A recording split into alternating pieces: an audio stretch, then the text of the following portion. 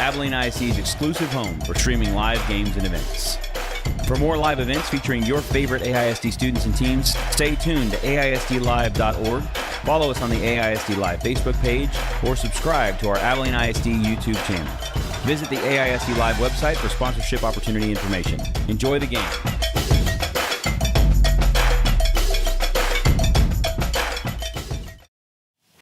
And everybody, the 64th meeting of the Crosstown game between the Abilene High Eagles and the Cooper Cougars. I'm Jimmy Pogue. Rick Kaysen joins me for the broadcast of this ball game tonight. Cougars come into this game 0-1. Abilene High is 1-0 win last week against San Angelo Central. And Rick, in the all-time series, the Cougars 6 wins to 26 losses, tie. But in recent years, the pendulum has swung to Abilene High. In recent years, they've won the last two fairly decisive. Cougars won the one before that. The last 20 years, Abilene High has owned this series, trying to get back. In fact, it's my 22nd year. Cougars have won 14 out of these meetings, so it is going to be throughout the because you've got kids playing against their friends. The keys to tonight's broadcast is to win the keys of the ball game. Watch electric playmaking ability. Xavier Alexander for Eli. Look at Rylan Bradford for Abilene High. Those two guys both play. They're electric. Yeah, both teams want to get the ball in their hands every way possible, whether it's in the return game, whether it's in the passing game. Those two are electric, and if one of them can get loose, that can be different in the ball game. Should be a good one. Stand by for it. Cougars, Eagles coming your way next, right here on ISD Live.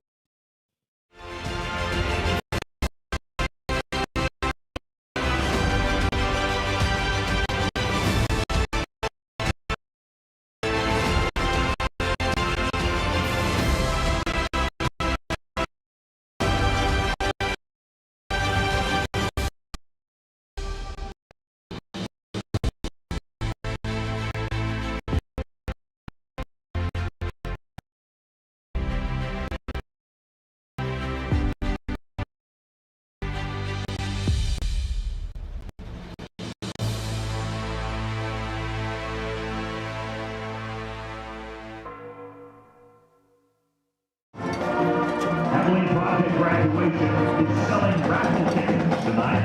The winner is called Cooper's got to keep that from happening tonight. Meanwhile, Abilene High is built on what they can do in the running and passing game, and it all breaks down for the Eagles. Braden Henry, the quarterback, was only 8 of 13 last week, but he threw for 280 yards. Yeah, he was 9 of 13. He was actually, that's over 30 yards per catch. And then you have Braden Henry, you have Rylan Bradford, the recipient of 5 of those 9 passes, 5 catches, 154 yards. There's your 30 yards per completion. And 3 touchdowns. Yeah. You have to keep that in check. Cougs think they have someone to keep that in check, and Xavier Alexander. It ought to be a pretty good matchup. Yeah, it should be a good matchup. Rylan Bradford is a stud for the Eagles. They're going to try and get the ball in his hands. He'll run out of the backfield, take handoffs. He'll take swing passes out of the backfield. He'll take passes downfield. Rylan Bradford is a difference maker for Abilene High. Braden Henry's got tremendous speed, but their success or failure is going to depend on Rylan Bradford and what he can do. Also want to welcome in our AISD live audience here tonight. Glad you're joining us. 64th edition of this matchup. And when you look at it, Rick, one of the things, we sit down with Cooper every single week. We have a chance to visit with both Aaron Rohn and with Mike Fullen this week. And one of the things that Coach Fullen talked about, he said the difference of the game in the Central game is all of the big plays. Yeah. Aaron Rohn sat there and he said, you cannot allow our defense to allow them to have big plays. So the strategy started. They're going to get after each other a little bit. I don't think Abilene High's doing anything, brand new in the offensive part of the game. We knew coming in to this year that you've got to stop Braden Henry and Rylan Bradford. same old's true. Oh, yeah. I don't think that's going to change for any opponent that they have this year. No, absolutely not. They're the ones that make it go for the Eagles, and they are tremendous. Said Braden Henry has got blinding speed. Rylan Bradford, though, big, physical receiver. Yeah. The problem for the Cougars, with their problems with tackling last week, he's going to be hard to bring down. So you've got to – that facet of the Cougars game has to improve this week. You talk about big plays. That's how the Cougars gave up big plays last week, not tackling well. Well, and you've got to make initial contact. We're not the NFL, so we don't have this number, but yards after contact last week for Azle had to be staggering. Oh, it really did. We saw, an 80-yard touchdown run after the runner was hit in the backfield and should have been tackled for a loss. Cougars didn't wrap up. He breaks away, goes 80 for a touchdown. So right after taking an 8-point lead, Azle then 2 plays later goes 80 for a touchdown, ties it, and, it's just back to a battle. So for the Cougars, they have to get back to tackling. But on the offensive side of the ball, I think you've got to be proud of the Cougars last week. They had a couple of drives that were 12, 15-play drives, took 5 to 7 minutes off the clock, really chewed the clock down. They need to do that tonight. I think Will Wise was a little frustrated last week. They didn't have the big play for this quick score. Tonight, they need to control the ball and keep Rylan Bradford, Braden Henry on the sidelines. Yeah, and, you talked about those drives that we saw last week by the Cougs. We saw Austin Cummins look very comfortable last week, and I think the Cougars need him to look very comfortable again tonight. He's a senior. He's had a year's worth of starting nods. He threw for 200 yards last week, his best game in the air. Yes. As a matter of fact, he threw for about 22% of his total yards of last week in one game. Austin played, without a doubt, the best game he's played as a Cougar last week. As you said, he was very poised, very aware. He battled bad snaps, picked the ball up, was aware of what he was doing, didn't run into trouble, didn't throw into trouble, smart with the ball, did a great job running the ball. That gives the Cougars another facet to their running game. But in the passing game, he did a great job. He was accurate. When he needed to throw it away, he was content to throw it away and live to fight another down. The other thing that you have to have for the Cougars this week, Xavier Alexander's got to be spectacular. Yes. A third thing you have to have, the Cougars have to have hydrated. Yes. Last week, so many players went down with cramps. That's a matter of hydrating during the week. You've got to have them to playing at their best, because I thought last week, 1 versus 1, Cougars and Azle were deadlocked. I thought when the Cougars, because of some of those injuries, had to play their twos, I thought that's where it got away from them some. I agree. Xavier Alexander, for example, battled cramps all night long. He's on the field a lot, so he has to have hydrated, not just today, yesterday, the day before, to be ready to go out tonight and play 48 minutes. If he can do that, he's a guy you've got to have on the field. Meanwhile, Abilene High returns a whole lot of experience. We were talking about Cooper's experience on defense. When you look at, you got the 4 starters up front that all started last year. You've got 2 of your 3 linebackers that had significant starts last year. By the same measure, though, Abilene High, when you start looking at a Shatande Polpol out there at the right tackle, he's a stud. Yeah. You've got to do something to control him. Jared Turner, the 2 tackles, Mike Fulham was telling me, he said they do so much to dictate the flow. Yeah. And he said, I'll run behind them all night. Yeah, when they can control the offensive line, you're going to have a great night running the ball. And, good thing he said that. You look at attacking the edges behind those tackles, and that's where the Cougars are going to have to play strong tonight. Well, and they, you flip the script on it on the other side. Cooper just has a lot of experience up front on both sides of the ball. Yep. On the offensive side of the ball, 4 of the 5 returners are returning starters from last year. That gives Peyton Ewing a little bit of comfort. Peyton, I thought last week looked really good.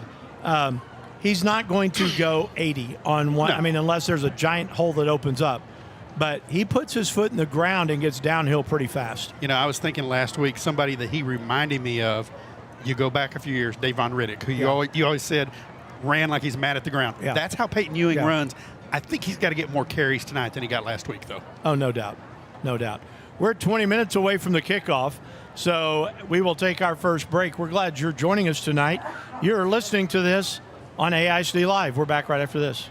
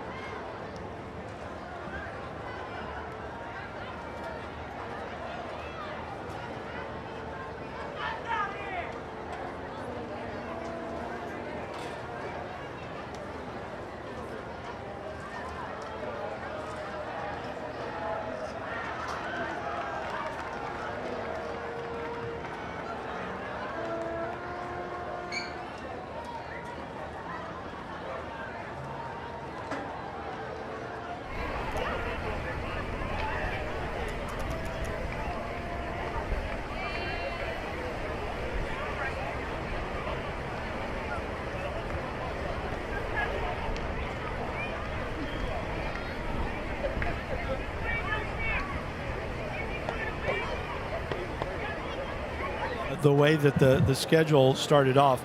Abilene High, after tonight's game, gets ready for the old Little Southwest Conference gauntlet. They played Central. They will play Cooper. And in the next 2 weeks, they will have Odessa Permian at Ratliff, and then they return home for Midland Lee, or Midland Legacy now. Meanwhile, Cooper has Abilene High tonight. Then they go they have San Angelo Central next week for homecoming. Then they will travel to Lubbock Coronado. You'll start district, the Cougars will, a little bit earlier because it's a bigger district. Yeah, Cougars will start district after the game at Lubbock Coronado, playing at 4 o'clock on the 20th. The 27th, we'll get on the road and head out to Wichita Falls for the inaugural game for the Cougars against the Memorial Mavericks. That should be an exciting ball game for the Cougars. They kind of run the gauntlet of district early in district play. They've got Memorial, then they come home and play Wiley. Then they go to Woodrow and take on Lubbock Cooper. So the first 3 games out of the district, I don't know that you want to put a pin in it and say the district is over after those 3 games. Well, the district's not over, but there's going to be a lot of decisions after the first 3 games. Absolutely, because then you've got Plainview, Wichita Falls, Legacy, and then have a week off, come home, and then play Palo Duro.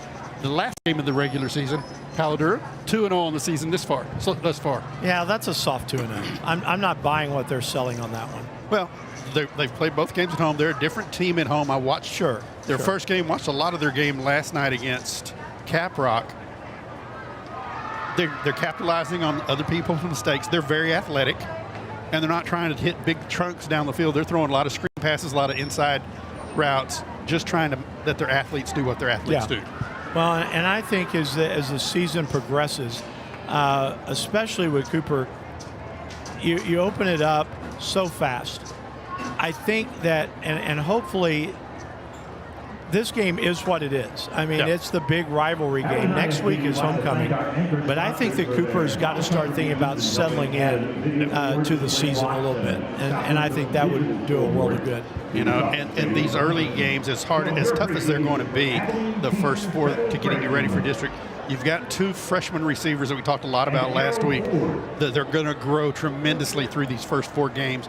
And to go into Wichita Falls with a Zaylen Johnson who's on board, knows what he's doing, feels comfortable, Taden Bender, also those freshman receivers to go with Xavier Alexander and Jaden Carrillo will make this passing offense really dangerous. Yeah, and I started to say you got to give a lot of credit to these freshmen because they've got a chance to really be special. They do, and to have them for the next 4 years is going to be special. We look at Dyson Davis. This is the 3rd year to have him play. He is making leaps and bounds in his growth.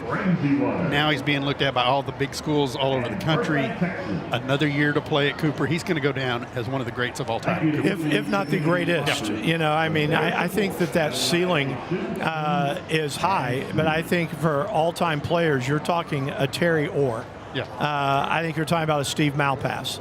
I think you're talking about a Tommy Bowman. Those are the guys I'm looking at on the defensive side of the ball. Yep. I think those are the big ones. You talk about pick your poison of berries. You know, pick Ray Berry, pick Greg Berry, pick any of them. Dean Berry played at A&M. I mean, all 3 of those brothers played. But I think Dyson is moving into that category, that elite category of great players. And I think the thing that when you watch Dyson play, he's not asked just to throw everybody out of the way and take off. He plays his responsibilities, and he occupies at least 2 of the offensive linemen on every play. Well, I was going to say, last week we didn't call his name a lot, not for a ton of tackles, but we called him when we needed him, and he graded really high in the ball game because there were a number of plays where he took on not only the offensive line block, but he took on 2 of them. Yeah, I mean, and if you can do that, that opens things up for your linebackers then to be in the hole to make the tackles. That's the area where Coach Roan was really disappointed, is the linebackers didn't make the tackles last week. They should have.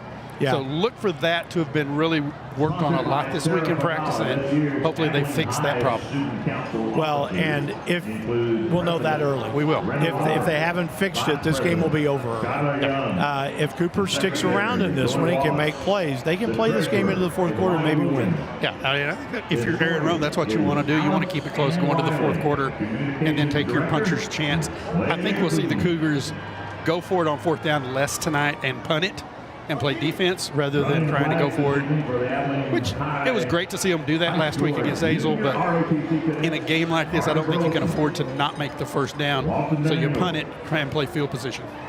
Starting to fill up here in Shotwell Stadium. We're going to take our second timeout. We'll be back to name the starting lineups after this on AISD Live. Jillian Fox, Ziggy Guevara, Kate Howell, Levi Huddleston, Zach Long, Trevor Martin, Lyle Ortiz, William Talmadge, and Laura Walker.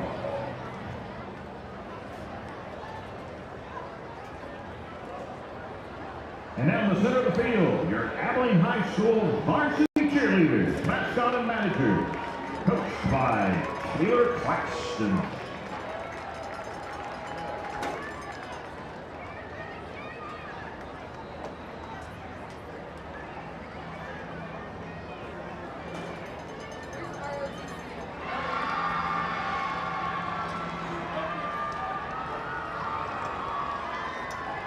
Introducing the cheerleaders.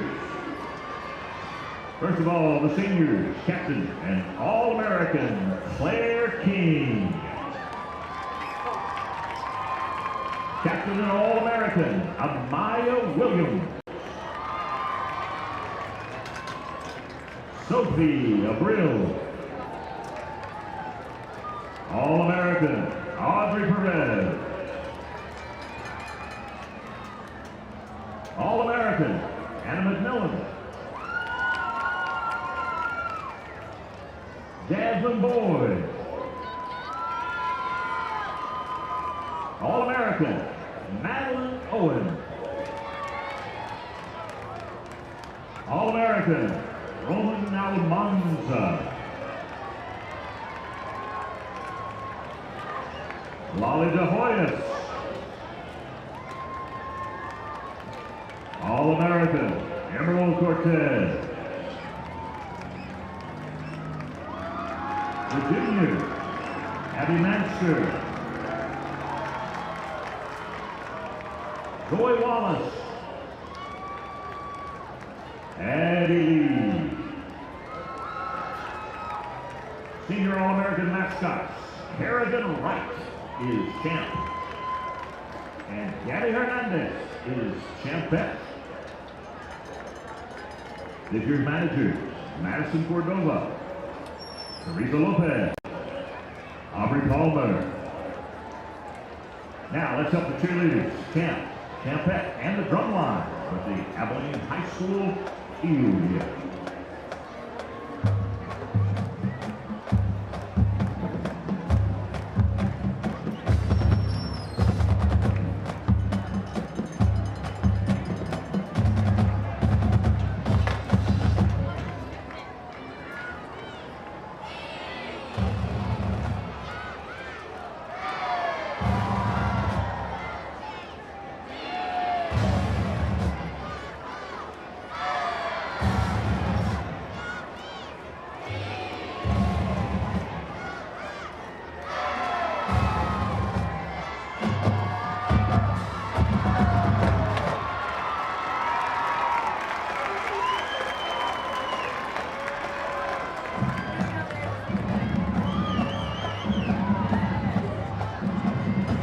We would like to offer a special thank you to all the local businesses who have supported our spirit groups and sports teams this year.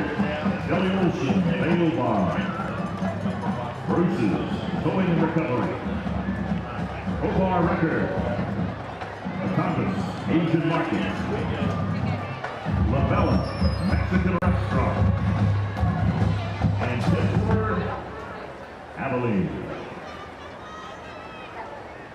We've had a huge outpouring of support, and we appreciate each and every one of the sponsors. Thank you for what you do for Abilene High.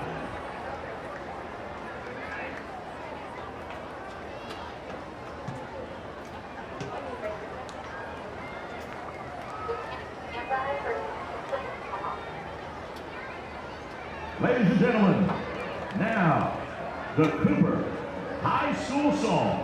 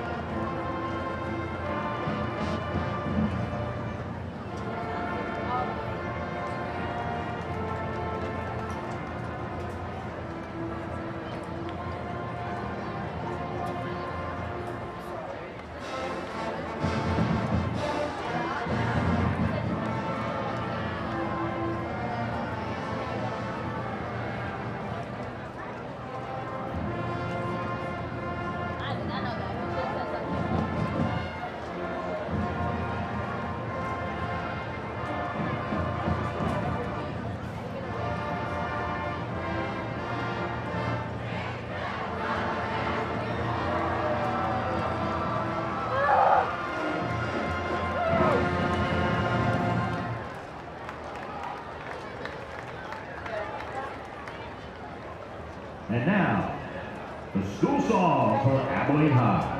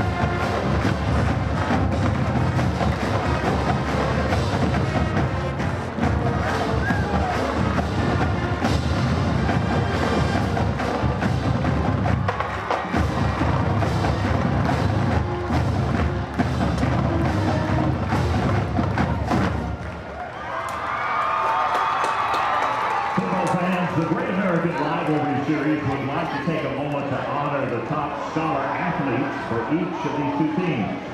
As part of the series, the United States Marine Corps will be presenting each player with a college scholarship in recognition of their academic achievement and athletic excellence. To highlight these athletes that work hard on and off the field, the United States Marine Corps is proud to honor the senior player holding the highest academic standing from each team. First, for Abilene Cooper, Matthew Henson. Matthew has excelled on the field and in the classroom the last 4 years. After high school, he plans to continue his education and pursue an engineering degree at either Baylor University or the University of Texas at Austin. Presenting the award is Sergeant Mann. Once again, congratulations to Matthew Henson.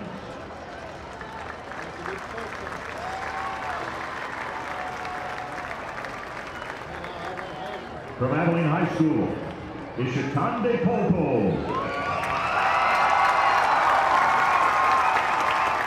Shotwell is a three-year letterman on the varsity football team.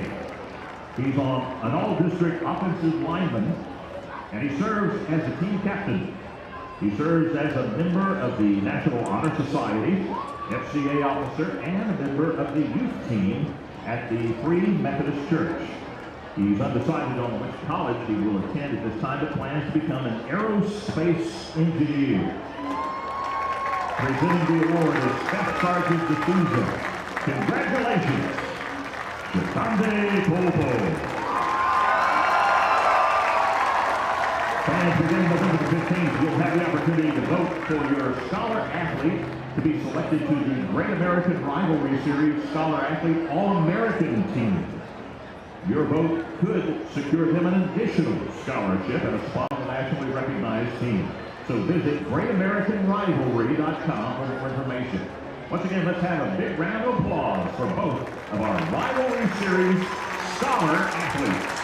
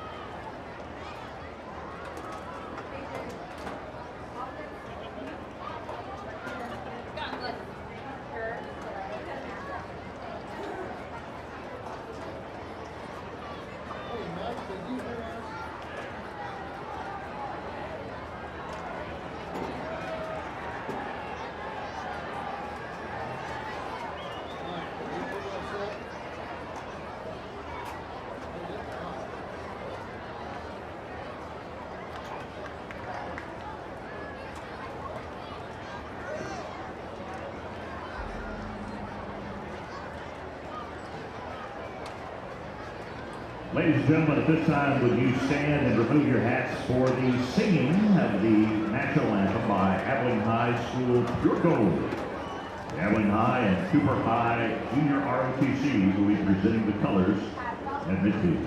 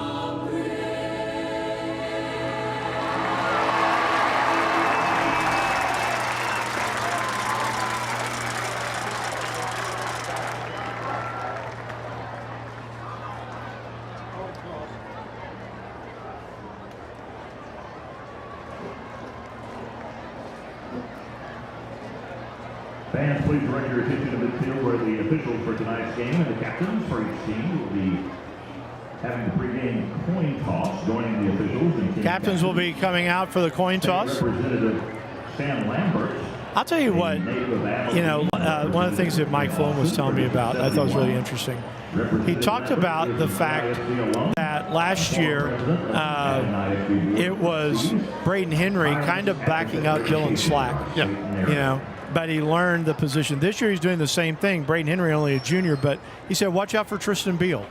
He's starting to figure it out a little bit, that backup quarterback spot. Okay. I noticed there was a time or two in the game last week where Tristan Beal came in and played quarterback. Yeah. Braden Henry went to receiver or running back. Yeah. And they tried to get him the ball outside with his speed to turn the corner. Well, he had 2 catches for 7 yards and 8 carries for 67 last week. So we got the captains out there. A big collection of folk to watch the coin toss. Representative Stan Lambert tossing the coin. That sure is. There's Stan down there. Guarded by the Marines. As well he should be. Yes. Abilene High has won the toss, and they have elected to defer until the second half. So Cooper will start with the football. Nowhere else I'd rather be here tonight on your birthday, Rick. Me either. Fun way to spend my birthday. Cougars will receive on the Cougar end of the field. Abilene High will kick off from the Eagle end. And the Cougars will start with the ball. The captains for the Cougars, number 5, Austin. So did you watch the Chiefs and Ravens last night? I did. A lot of it. What do you think of the new immaculate kickoff? I hate it. Me too. Let's play football. Well, I'm going, will that trickle down to college someday? It'll have to. And high school. But the immaculate kickoff, you're kicking from the 35, and the rest of your kicking lineup is at the other 35, I believe, or at the 40. So. But if you land the ball in the field of play, they have to return it. Yeah. If you kick it through the end zone, it's a touchback. So, I mean, I guess there's some strategy involved in that. I just don't. It goes in for the touchback. Doesn't it come out to like the 40? Yes. So there's parts of it that I didn't really care for. Cougars will send Xavier Alexander and Jaden Carrillo deep. We have kicking off for the Eagles will be Alexander. This will be Adrian Munoz to kick it off. Xavier Alexander will be closest to us, bottom of the screen here on AISD Live. Jaden Carrillo goes to the top of the screen. Eagles have 2 kickers. They have Adrian Munoz, and then they have Segura. Segura, one of my favorite kickers. He wears number 68, also an offensive lineman. Yep.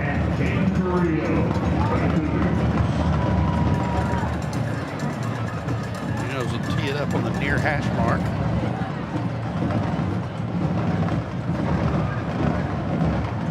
Here we go. We're ready to go. Eagles are 1-0, ranked 8th. Cooper is 0-1, trying to get a little redemption from last week. 64th time these two teams have kicked it off. Cooper 36, 26-1 all time. And we are ready to go here from Shotwell Stadium. Kickoff's a low line drive. It's going to bounce to Alexander at the 2-yard line. He's across the 10, looking for Carrillo to give him a block. Crosses the 20, the 25, and we'll get to the 29-yard line. And that's where the Cougars will start 1st and 10. Austin Cummins, the quarterback, 16 of 29 last week, 200 yards, 2 touchdowns, and no picks.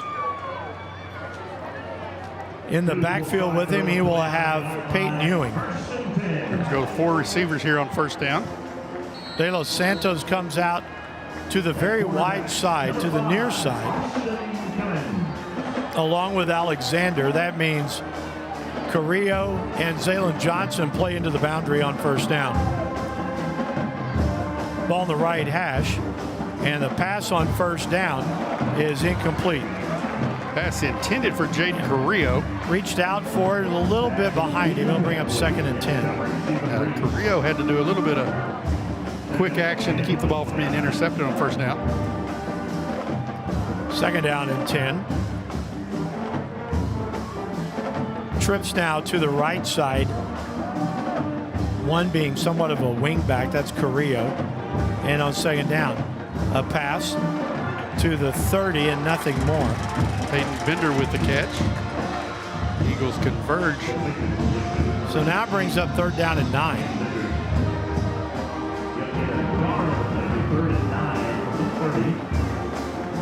Cougars will send the trips to the left side this time. Tate Bender goes into the boundary. Eagles will play him really tight at the line of scrimmage. A 3-man rush on 3rd down. Cummins takes the snap, stands in the pocket. He's now, the pocket's broken. He's going to take off running, gets to the 35, 36. And that's where the Cougs will be downed, and it will bring up a punting situation. Cougs go 3 and out. Good job of the Eagle defense. Alejandro Ibarra, the punter. My pen just blew up on me. That's what you want. Rylan Bradford goes deep to return the punt for the Eagles. Bradford stands back at his 35. Snap is low. Ibarra picks it up. It's a line drive that's going to be fielded out here by Bradford, and Bradford has knee touched at the 25-yard line. So the Eagles will have the football, 1st and 10. Bradford was trying to get loose, and it wasn't quite as loose as he was hoping for. The Eagles will take over on their 25-yard line, 75 yards away from the end zone. Cougar defense comes out. Just underway here from Shotwell Stadium, 10:19 to play in the first quarter. 3 receivers to the left side for the Eagles. Bradford in the middle. Jeremiah Apple will be on him. So Henry on first down takes the snap, play fake, pump fake, looks long, throws long, looking for Bradford. He has the catch, and we switch from the 25 to the 25. 50 yards on first down. Abilene High goes for the throat early.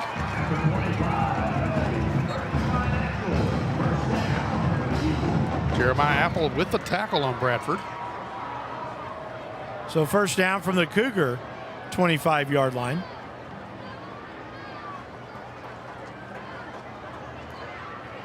Again, Bradford comes in motion. Ball is fumbled on the snap by Henry, and he gets stood up at the line of scrimmage and then pushed back. He tried to make something happen of it. He's going to lose about 4 on the play. Loses back to the 29. I think they may have had a shovel pass dialed up there for Bradford, and Henry didn't handle the snap. So second down, 14.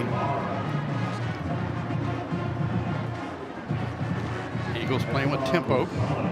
Henry was it a wing back, now drops back and he empties the backfield on second down and 14. Takes the snap, stands underneath, pass is caught by Bradford, and I'm trying to see the yard line. He's at the 23, gain of 6. So they get the loss back, but now it's 3rd and 8. 3rd and 8 for the Eagles. Now then you see Adrian Munoz check into the game. Wagstaff comes out. So 3rd down, trips to the right side. Cougars need a hold right here. You put Ethan Joyner into the backfield. Now he switches sides. Play clock down to 9. Snap comes back. Henry rolls to his right, throws underneath for Joyner. And Joyner is dropped at the 23-yard line. Nice job by Trey Turner. And it will bring up 4th down. Now then, if you're Mike Fulton, you got to figure out what you want to do. 4th and 7. Yeah, what wind is blowing would probably be in the face of Segura. So I think you see the Eagles go for it. Yeah, here. you'd be looking at a 40-yard field goal, 39. Majula Boso checks in. He's the receiver that comes to the right side. Cougar defense needs to make a play. Snap comes back to Henry. 3-step drop. Looks. Now then trying to run for his life. Gets outside, has room. 15, 10, 5. He'll score. Touchdown for the Eagles as the coverage broke down and he was able to go on the right side for a touchdown. Yeah, Cougars lost contain on this near side, and Henry got out to the edge, and with his speed, it was down the end zone untouched for the touchdown. High stepping his way in. Segura on for the extra point.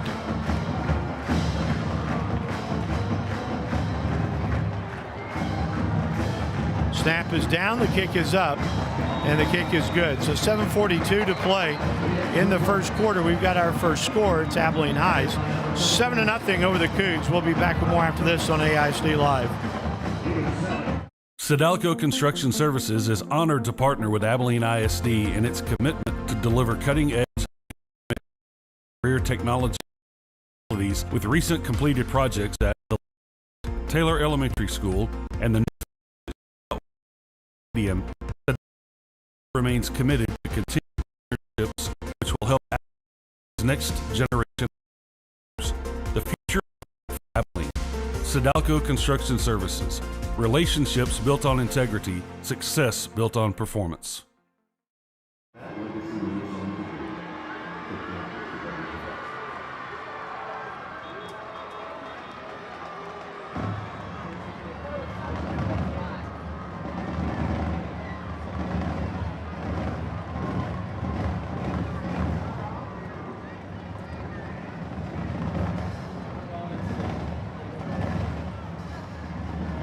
Munoz is going to kick off now from the far hash mark. Up next, the Warren Cole Chevrolet kickoff. Handled by Adrian 7-0 Eagles. 7:42 to play in the first quarter. Cooper cannot go 3 and out this time. They've got to move the sticks some. Munoz's kick is going to come down to Alexander at the 10, to the 20, 25, 30, 35, 40. Oh, he vaults over a man to the 45-yard line. Xavier Alexander. They're going to mark him on the 44. Jumped over a man. And that's where the Cougs will have a 1st and 10. Cougars with good field position now have to drive the ball. She said they can't go 3 and out. They're going to have to pick up some yardage. And I think that begins, you're going to have to give the ball to Ewing and let him try and pound away at the Eagle defense.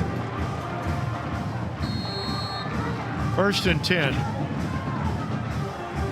Cummins will work out of the shotgun with Ewing in the backfield with him.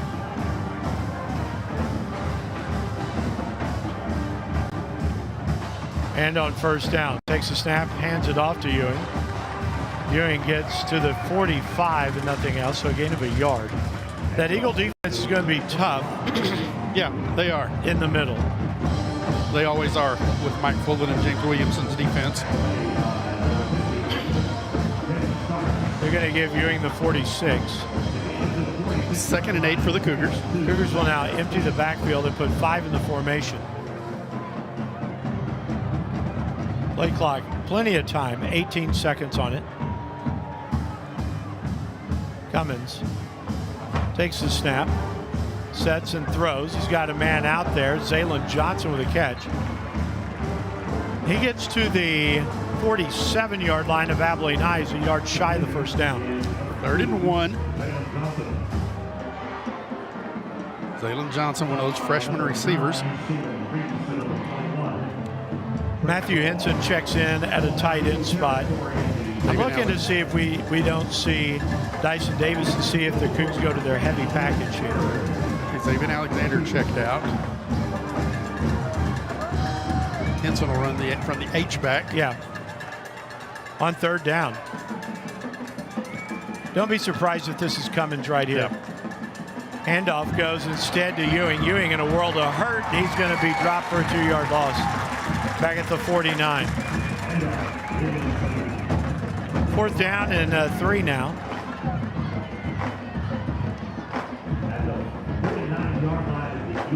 Cougs are going to go for it here. Go for it. Here comes Dyson Davis. Dyson Davis, Kenan Adams come back. In the backfield, Matthew Henson comes in. 4th and 3. 5:38 to play in the first quarter. Cooper cannot really afford to give up the short field here. No. They've got a big stack.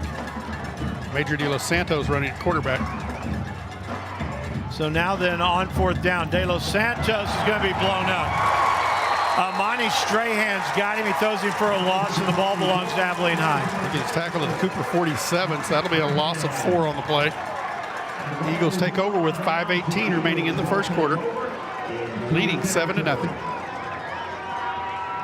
Now then, you put a lot of pressure on the Cooper defense. Yeah, you do. I think, and I know we're not supposed to, we second guess, that's what we get paid to do.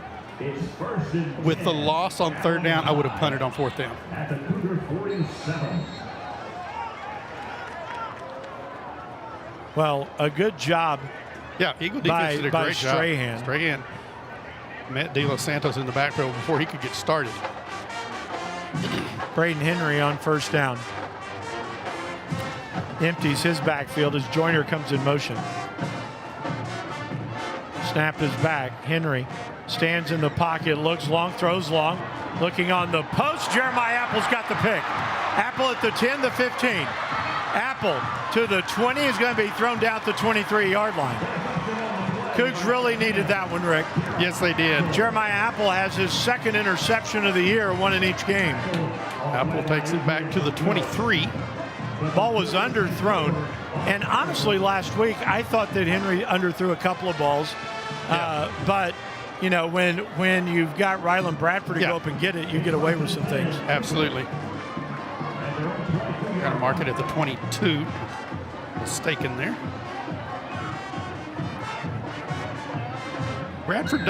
Henry doesn't have the strongest arm. He got some talented receivers. Tried to go to Bryson Perez that time. Couldn't get it to him. And Jeremiah Apple picks it off. So Cougars have first down on the 22. 1st and 10. De Los Santos comes in motion. Second man in motion now is Carrillo. The swing pass comes out to James Carrillo. Makes the catch. Fights his way forward for 2 to the 24. I got to give James Williamson a lot of credit. He and Mike Fullen, over these last 7 years, have put together quite a defense. Fullen's done it for forever. But they have quite a defensive unit out here. Yeah, and what a relationship those two have to work together and make things happen like they do. 2nd down 8. 4:35 to play in the quarter. Again, Cummins back to pass. He'll throw long. He's got a man out there, and the pass is incomplete. That was intended for Carrillo, and it brings up 3rd down. Xavier De La Cruz on the coverage knocks the ball down. 3rd down 8. Zaylen Johnson looking over at the sign. Brings up 3rd down again.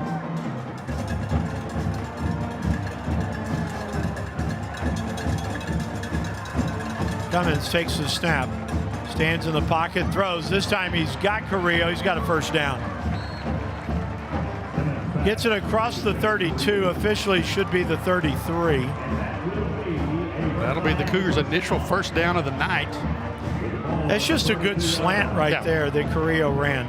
And a good pass from Cummins. Really threw it into coverage and did it through a dart.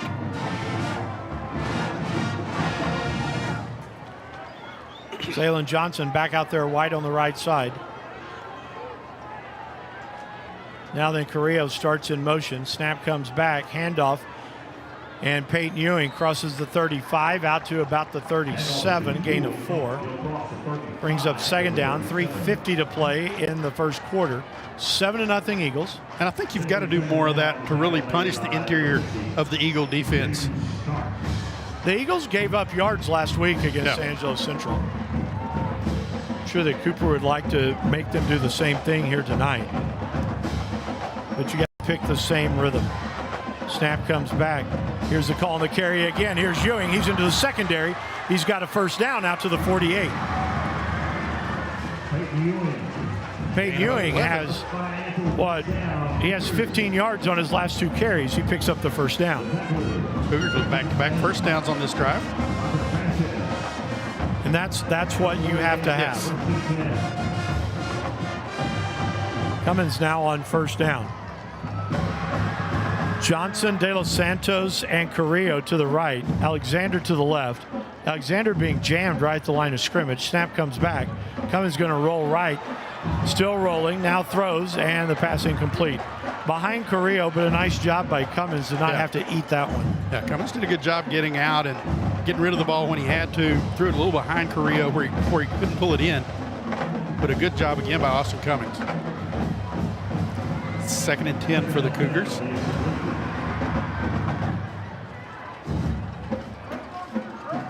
Cougs thought about tempo for a second. You know, I was thinking before the previous snap, as explosive as Abilene High can be, I don't know if I was Cooper that I wouldn't just try and take the air out of the ball tonight. Huddle, drain the play clock down to 1 or 2 before you snap it. Cummins takes the snap, quick little drop, throws underneath, has a man pass caught. Alexander, he's got running room. 40-35. Alexander 30, gets a great block. 20-15, he's gone. Zay Alexander from 52 yards out has made this a 7-6 ball game. Jimmy, we've seen it on both touchdowns. Braden Henry did a little dancing going into the end zone. Didn't get the flag. Xavier Alexander turns and waves at the Eagles about the 15-yard line. Could have gotten a flag there too. Doesn't. And now then the point after by Kyler Wheeler.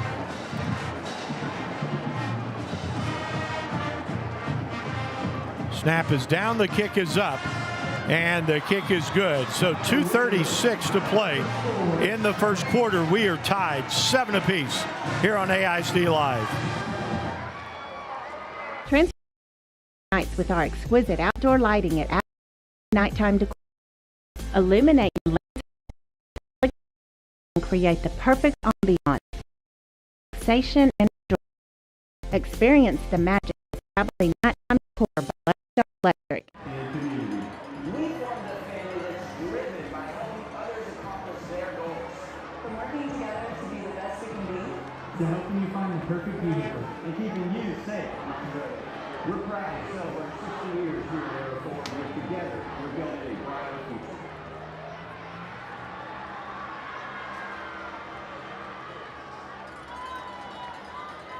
Cummins, a point after, has tied this game up. In the middle is Bryson Perez for the Eagles. He is flanked by Rylan Bradford and Majul Aboso.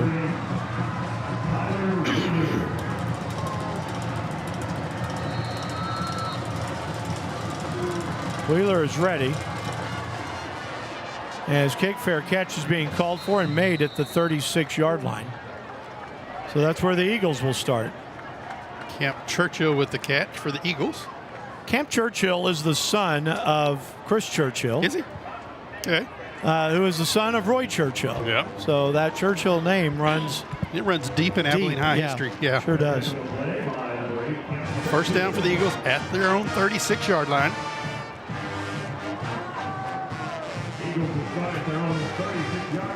Eagles have the football, 1st and 10. Henry in the backfield by himself. I'm surprised that the Eagles have not gone to a little bit of a running game here. Yeah, I started to say this is Beal. Tristan Beal, a little razzle-dazzle here. Braden Henry tries to get to the edge, does. Gets to the 45, gets upended, and gets to the 48-yard line. He got around Dyson Davis. It's a gain of 12, so a first down. Gain of 12, flipped for about 2 yards. But for all Dyson Davis can do, he could not quite catch Braden Henry right there. Beal again at quarterback, takes the snap. Started to look like the same play going the other direction, but instead it's a handoff. Henry gets to the 49, a gain of 1. Yeah. Good job by the interior of the Cougar line. 2nd and 9 for the Eagles.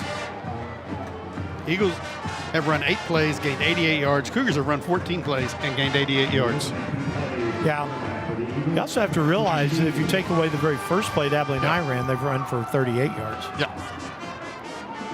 2nd and 9, minute 51 to play in the quarter, 7 apiece. Trips, all jog out wide left side. Rylan Bradford, the man on the far outside. Snap comes back. Here's the pass into the boundary. Pass is caught. And with the catch right there is Camp Churchill. That's an Eagle first down. That takes the ball to Cooper 39. 4th first down of the night for the Eagles. So Henry now 3 receivers to the right, 2 to the left. Looking for a long pass to Bradford. They're going to have 4 people or 3 people in the back. Joyner in the backfield with it. Yeah. Bradford all alone on the far side. Man coverage with Xavier Alexander. Snap is back. He's looking for Bradford. He's throwing for Bradford. And the pass is caught by Bradford for a touchdown. Wow, from 39 yards out. That's a great catch by Rylan Bradford. Yeah, it is. And it's 13-7.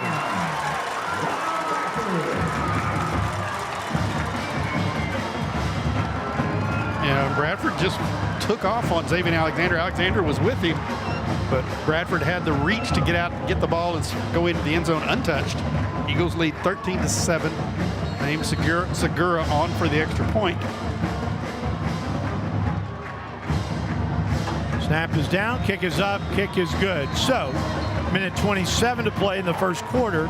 14-7 Eagles here on AISD Live. Life's hectic. You're listening to AISD Live, Abilene ISD's exclusive home for streaming live games and events. For more live events featuring your favorite AISD students and teams, stay tuned to AISDlive.org. Follow us on the AISD Live Facebook page or subscribe to our Abilene ISD YouTube channel. Visit the AISD Live website for sponsorship opportunity information. Enjoy the game.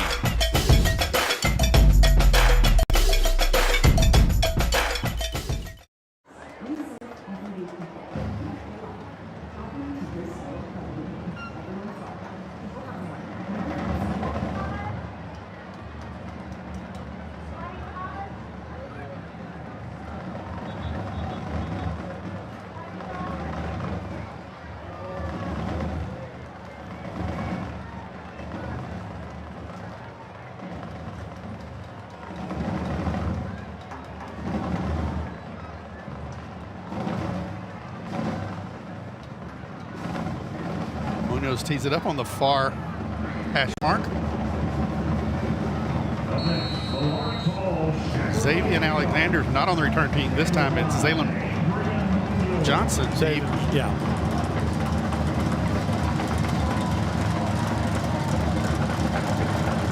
So here's the kick. And this is going to go into the end zone. It'll be a touchback. Ball coming out of the 25-yard line on the touchback. On the previous touchdown. 1:27 remaining in the first quarter. Eagles leading 14-7.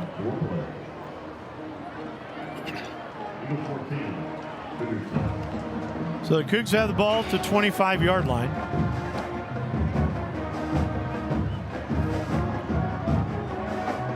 They'll be on the near hash mark.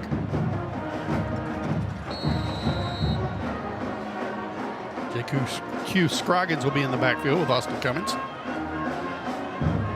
See what JQ can get done.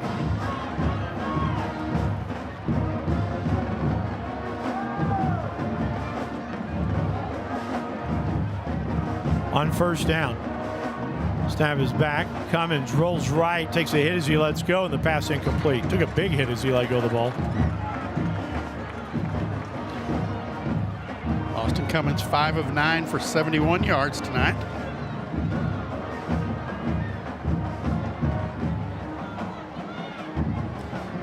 Second and 10 for the Cougars.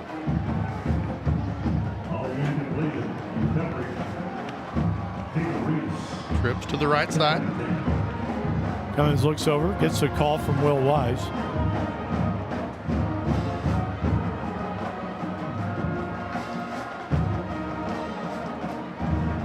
Snap comes back. Cummins wants to run. He gets stood up, breaks out of a tackle, doesn't break out the second tackle. Being tackled at the 26. Adrian Munoz finished that play off, so it's a gain of a yard. Xavier Alexander comes back in now. 3rd and 9. Cougars 1 for 3 on third down tonight.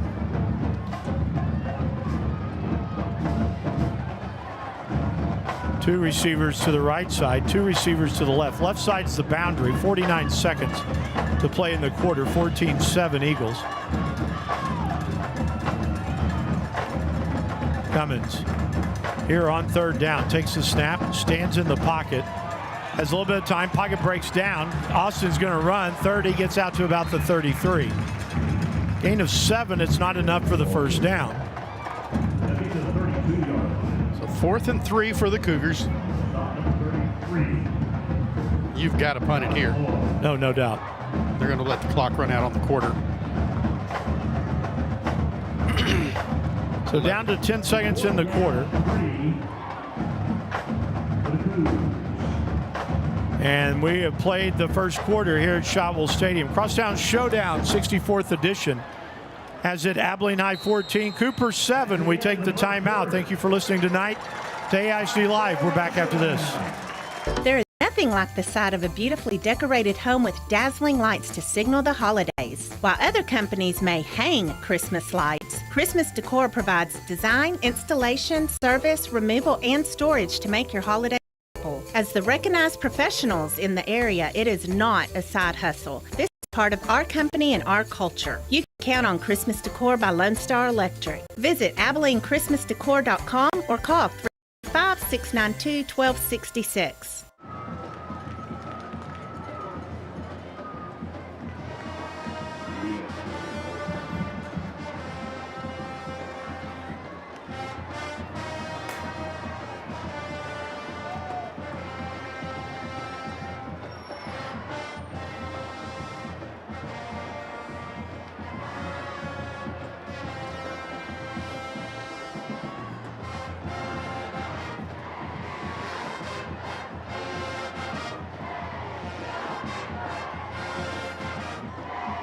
And tonight's battle between Abilene High and Abilene Cougars has been designated as one of over 100 featured games in the Nationwide 2024 Great American Rivalry Series presented by the United States Marines. The game selection is based on history, tradition, great football, and off-court talent.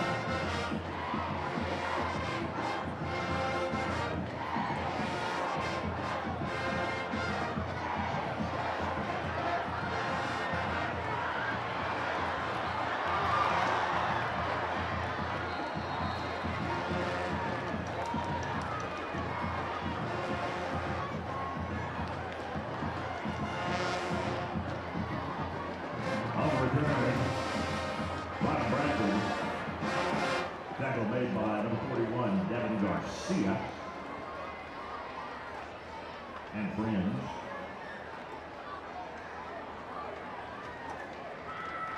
Eagles will start at their own 28-yard line. First and 10.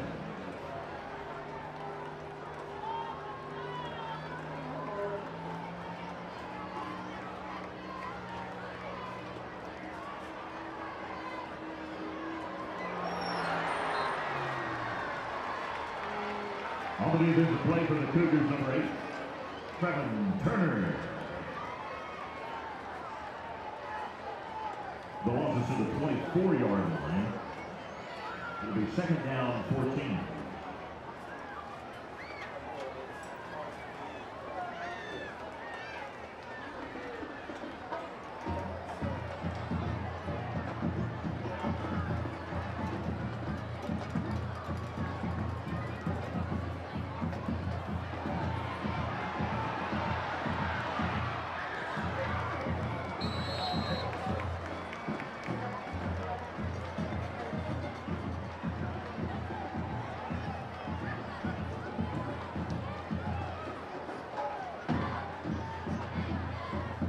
Henry the ball.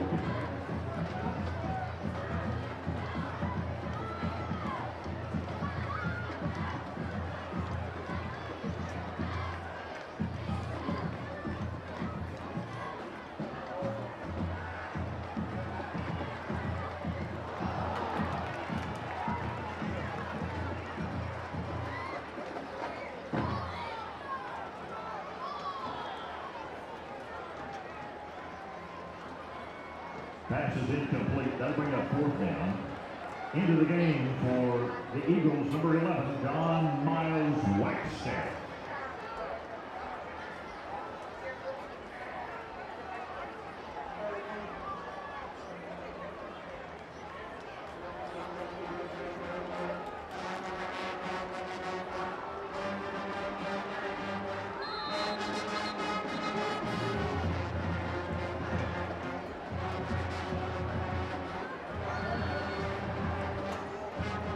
We have a timeout on the field. That's an Abilene Teachers Federal Credit Union timeout.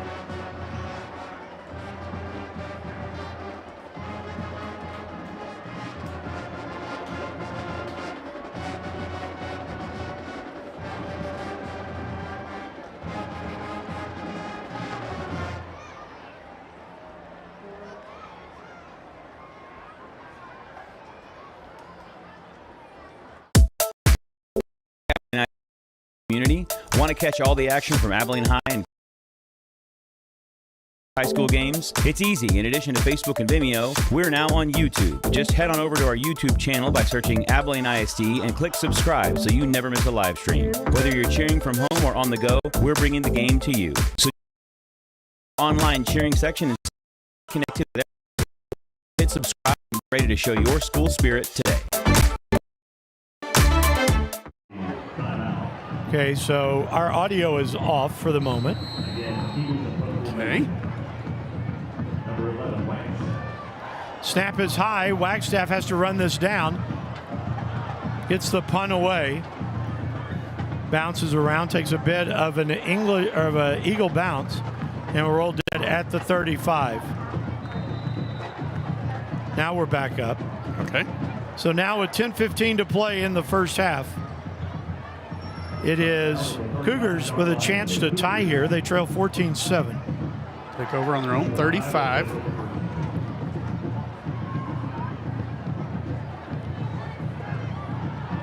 All right. So here we go. 1st and 10 for the Cougs. Scroggins will be in the backfield. J.Q. Scroggins with Austin Cummins back there. 2 receivers to either side. Hash marks the right side. So Xavier Alexander works into the boundary and on 1st down. Quick pass, and Carrillo ran the wrong route, or Cummins delivered it wrong. He delivered it right at his feet, but Carrillo had not turned around. So it'll bring up a 2nd down. Cougars have really gone to Carrillo a lot tonight. Austin Cummins now 5 of 10 for 71 yards. I think you get ready to go at some point back to Alexander. Yeah. You have to. He's your game breaker. Yes. Snap is back. Ball is fumbled, and Cummins falls on it at the 32. Brings up 3rd down. 3rd and 13 now for the Cougars. Under 10 to play in the half. I think that was one of the option plays there, and Cummins couldn't decide for sure whether to give it or take it. And the exchange got messed up between Ewing and Cummins. So on 3rd down, it is Scroggins in the backfield. Cummins, play fake, stands in the pocket, now being chased out of the pocket, throws, and the pass incomplete. Intended for Alexander. Closest man to it, Tommy Martinez. Tommy, lineman, he's not going to catch that. Well, linemen have the best hands. But 4th down. Alejandro Ibarra will come out to punt for the 3rd time tonight. Rylan Bradford will go deep. Sets up at the Eagle 35-yard line. Ali stands back at the 20.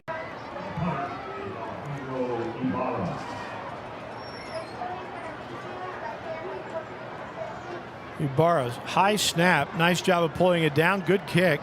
Take a bounce ball. There it goes. Bradford's going to run it down to the 25. He's got into the boundary across the 40. He's upended at the 44. So 1st down for Abilene High. 9:13 left to play in the half.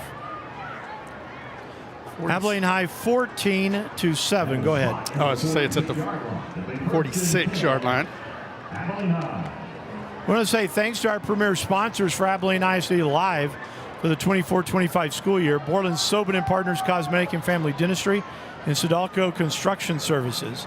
Borland Sobin, led by Abilene ISD graduates Dr. Wes Sobin from Cooper, Dr. Barb Borland from Abilene High, in their 3rd decade of providing high-quality, affordable dental care in Abilene. Count on Borland Sobin to help you maintain a healthy and beautiful smile. 1st down for the Eagles. Quick little pass comes to Perez. Perez blown up on that play.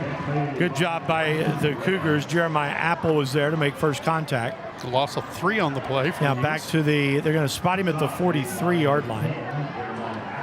2nd down, 13. Also, thank you to Sodalco Construction Services for partnering with Abilene ISD to provide our students and community with a brighter future. Sodalco, relationship built on integrity, success built on performance. 2nd down, 13. Joyner comes in motion. Now then steps back into the running back spot. Snap comes back. It's going to be Henry trying to keep. Gets back across the 47 to about the 48. So he'll bring up 3rd down and 8. 3rd and 9. Abilene High 0 for 2 on 3rd down tonight. They'll send trips to the right side, 2 receivers to the left. Henry's favorite target, Ryland Bradford, is into the left slot, onto the boundary side. On 3rd down, takes the snap. Henry steps in, looks, throws underneath, has a man pass caught. 1st down yardage for Bryson Perez as Perez gets inside the Cooper 40 to the 38-yard line. Gain of 14 on 3rd down. Perez just circled into the middle of the field and found a hole in the defense and sat down, and Henry delivered a strike for the 1st down. Braden Henry now 8 of 10 on the night. 1 interception for 116 yards. At the 38-yard line is 1st and 2. Sorry to say, there was truly an empty set back there because there wasn't a quarterback. Henry's like, okay, that's my spot. Takes the snap, stands in, looks, dances around, now being chased and throws. And the pass, let's see if he got his foot dragged. Nice job on the far side. Camp Churchill with the catch. Yep, that's really nice. Gets to the 29-yard line. Churchill wide open over there. 9 yards. 2nd and a yard. Henry sends 3 receivers to the left. Now then on 2nd down, we'll take the snap. He'll hand it off. Or no, he'll keep. He pulled it away from Joyner inside the 25, the 20, 15, 10, 5. Touchdown Eagles. 29 yards out, and Braden Henry's into the end zone again.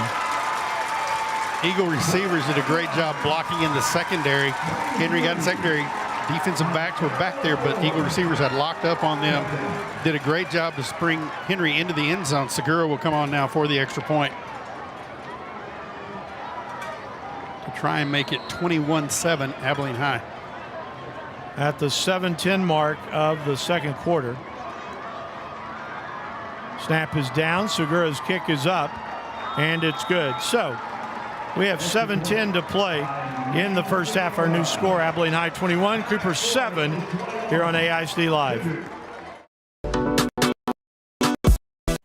For more convenient just Pregame and faster way to your Shotwell Stadium. Abilene ISD is proud to partner with Hometown Tickets for online ticket sales at all high school athletic events in AISD. For easy access to purchasing, storing, and scanning your tickets at the gate, download the Hometown Fan app available in any mobile app store. Tickets for all athletic events can also be purchased on the AISD website via the ticket information page under Athletics or at the gate with a credit card. Varsity home game tickets go on sale at 8 a.m. on the Monday of game week through 12 p.m. on game day. Tickets are not AISD campuses and will not be accepted. Additional information about sub-varsity school game tickets can be found at abilene.org. So what are you waiting for? Download the fan app tickets for the big game today.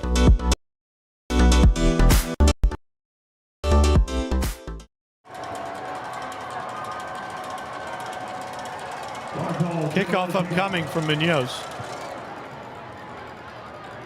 De Los Santos, the 22, 25, 30, 35 to about the 40-yard line. And that's where the Cougars will have it 1st and 10. So we said it in the pregame. I'll say it again. It's so odd to see the West Texas Fair up and running. Here it's only the 2nd week. They have that one ride that scares me to death. It's right in front of me. It mocks me. The one that goes straight up? No, the big swing set that just swings people around. I always thought that I would cut loose of the chain and just go flying. Yep. I'd be in a pasture out somewhere in South Taylor County. Peyton Ewing joins Austin Cummins in the backfield. 1st and 10 for the Cougs. Snap comes back. Ewing will be dropped at the 38-yard line. Good job by Trey Shaw to throw Ewing down for a loss of 2. I think the thing that makes Abilene High's offense so good, right, Rick, is the fact that they have so much flavor to it. Yeah, they do. They run them in motion 3, they get them set, but it's never just all in one place and let's stand here. They're always moving. you've got to constantly be in adjustment. Second down, 11.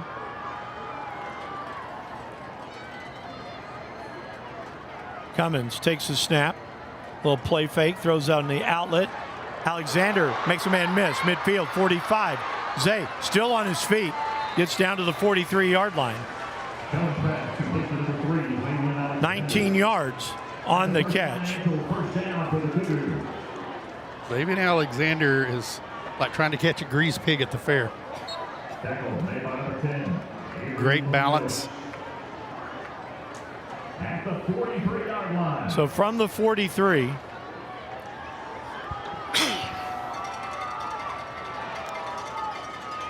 Alexander in the slot, uncovered right now. snap comes back. Cummins stands in the pocket, throws underneath, has a man pass caught. Alexander again, 34-yard line of Abilene High. Second and 2 for the Cougars. Alexander will go out. Beginning of the game for the Cougars. Number 80. I don't have number 80. Do you? Looking through, no sir. Okay.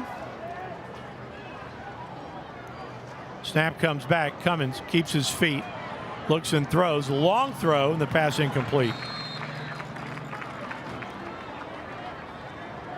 I'll bring up third and short. Intended for De Los Santos, and it was short, but that's one he's got to come up with. Third down 2 with the ball at the 35. So third down. I'm not sure you don't go to your jumbo package here.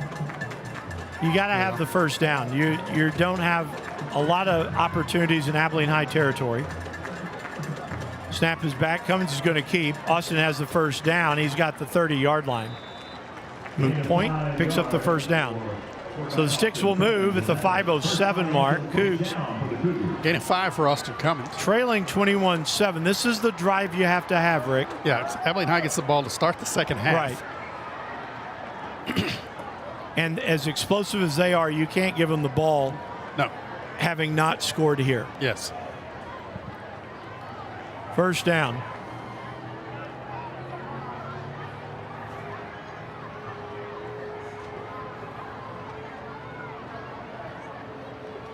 So from the 30-yard line, snap comes back. Cummins steps in, looks and throws. He's got a man out there. Pass knocked up in the air, and the pass incomplete. Carrillo nearly made a circus catch. That's intended for Taden Bender. Good coverage back there by the Eagles secondary. Pass is incomplete. In coverage for the Eagles. Ball went high in the air. As you said, Carrillo almost ran under that one for a touchdown. Second and 10 now for the Cougars.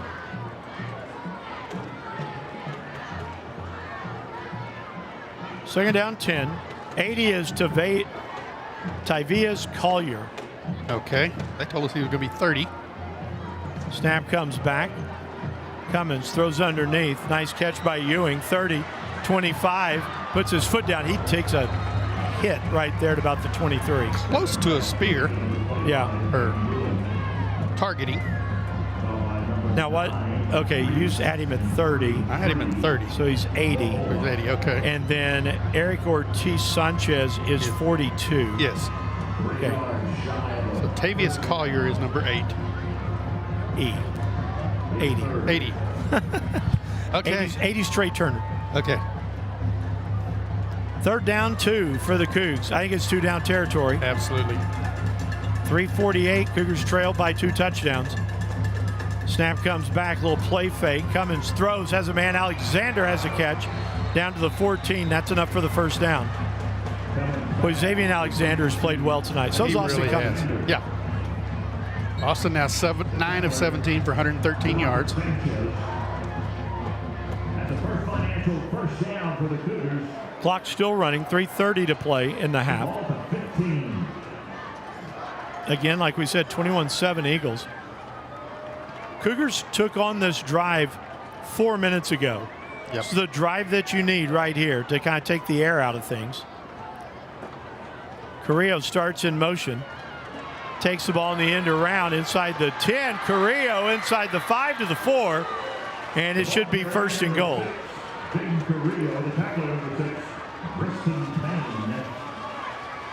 I think he handed the ball off, Rick, by what I could see. Yes, he did. To the 4. First and goal from the 4-yard line for the Cougs. Alexander will stay in the game. Cougars not sending in the jumbo yet. Yeah, and give Austin Cummins a lot of credit here. He just now looked at the play clock, sees it's down to 15 at the time. He's not in a hurry. Under 10, now down to 6 and 5. And I think, first penalty of the night. Yes. And that's going to go against the Cougs. They'll take him back to the 9. I mean, I'm saying on either team, if I'm not mistaken. Yeah. First penalty of the night. So now the Cougars have first and goal from the 9. And that makes it a little bit more difficult against a defense like Abilene High's. Marcus Andrade moved at right tackle. So Jaden Carrillo comes back into the ball game. Yeah, I was trying to say it probably puts you in passing situations more than it does runs right here. First and goal, 9-yard line. It is Ewing in the backfield. De Los Santos started in motion, stopped, now lines up into the right slot. Play clock now down to 3 seconds. You got to hurry this one. Snap comes back. Cougs call timeout. So the Cougars now will be down to 1 timeout left at the 3:03 mark. We'll take it alongside. Cooper trails 21-7, but they're at the doorstep when we come back after this on AISD Live.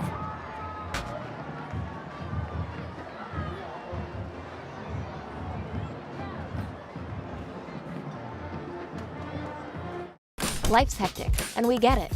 But let's talk about something you can't afford to skip. We're ready for you. Your smile. At Borland Sobin & Partners, we get that your time is precious. That's why we offer same-day appointments, so you don't have to put your smile on the back burner. Our team of expert dentists combines cutting-edge technology with a passion for perfection. Thank you for calling. This is Borland Sobin. How can I help you? Book your appointment. We'll see you soon. They started the drive at their own 40 over 4 minutes ago. Rick, this drive is not successful without a touchdown. Exactly. Peyton Ewing is in the backfield with Cummins. Trips to the right side. Cummins wants to throw. He throws a fade left side. Pass is caught. Touchdown. Zaylen Johnson. Johnson, the freshman. EXA. And the Cougs pulled within a touchdown. Nice fade pattern. Johnson just reaches up and makes the catch over the corner for the touchdown. Freshman. That won't be the last time you're going to see that freshman make that play. So now then for the Cougs, Kyler Wheeler for the point after. Snap is down, the kick is up, and the kick is good. 2:57 to play in the half. We got ourselves a ball game, 21-14. Eagles with the lead here on AISD Live.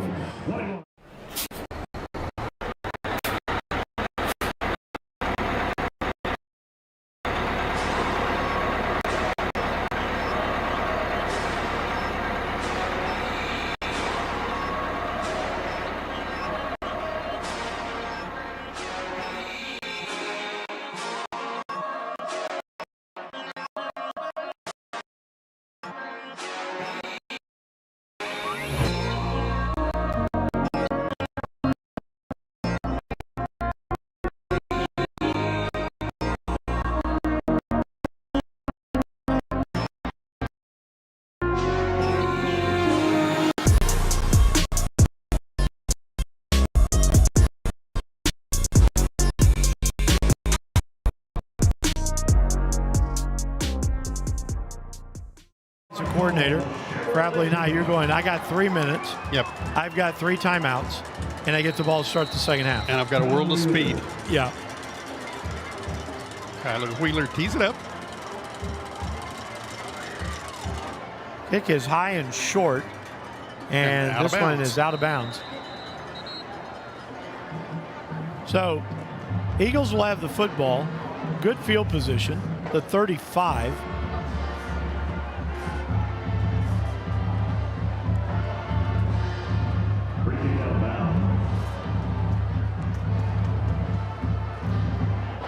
So the Eagles will have the ball.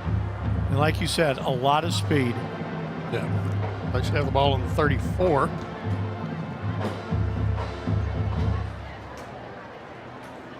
So 2:57 to play in the half. First and 10 Eagles, their own 34. So again, let's talk Zaylen Johnson for a second. The freshman with his first catch in this ball game. I mean, you sit there and like your first touchdown in this game, in a rivalry game. Pretty big. Yes. First down. Bradford's in the backfield now. Yeah. Henry's going to run the pitch to Joyner. Joyner's going to get dropped at the 36. Trey Turner's had an impressive first half. He has. We've called his name a lot. Brings up second down and 8. Eagles bring in Tristan Beal.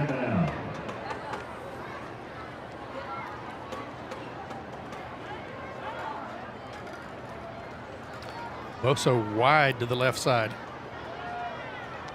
Snap comes back. Here's a toss sweep, this time to Braden Henry. Henry's going to get swarmed and thrown down. Dyson Davis says hello. And that'll be a loss of a yard to the 35, and it brings up third down.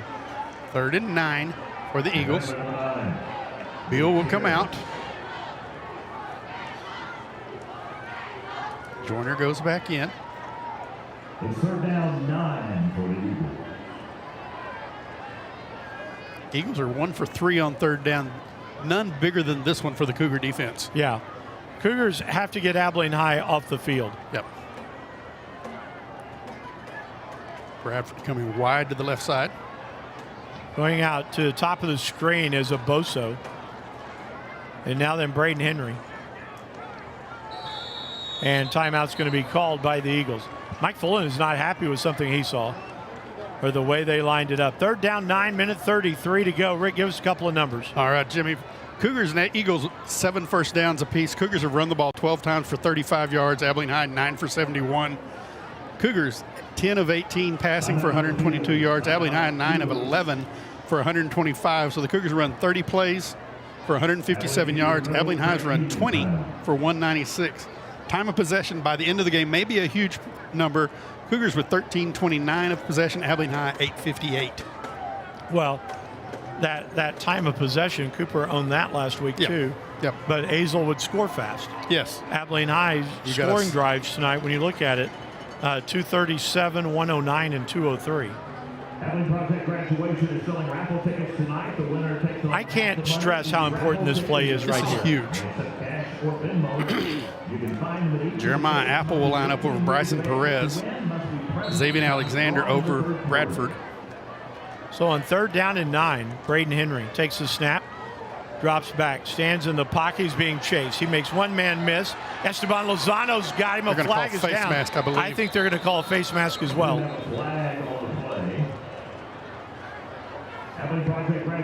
I think he spun him around. But I don't know they had him on the face mask. We're not seeing a replay of this. Officials are talking. We're fixing to get the call. It is a face mask. Yep. Aaron Rohn is not happy on that one. And like we said, well, here's the replay. Yeah, I think that kind of turned him around. It's going to take the ball across midfield to the Cougars 47.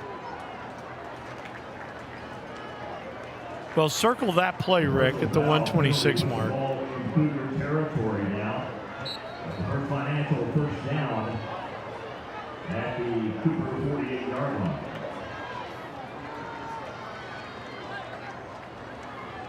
First and 10 for the Eagles, 1:17 on the clock. Braden Henry takes the snap, wants to keep it himself, and Henry gets across the 45 to about the 44. Gain of 3, it'll bring up 2nd and 7. Under a minute to play now. in the half. Abilene High still has 2 timeouts. Cooper has 1. Dyson Davis in on that last stop. Game clock goes under 50 seconds.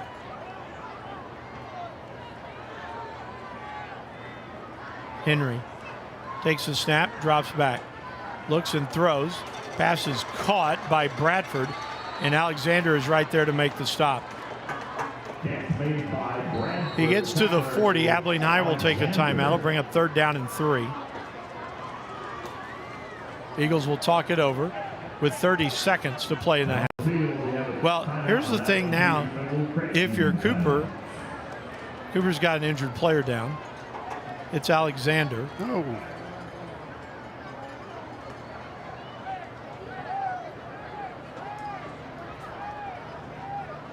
Alexander had the initial hit on the play. He may have gotten the wind knocked out of him. What I was going to say, with 30 seconds to play in the half, if you're Cooper, you have to know that Abilene High has to take a deep shot. Yeah. Absolutely. I think you're right. I think that Alexander has had the wind knocked out of him.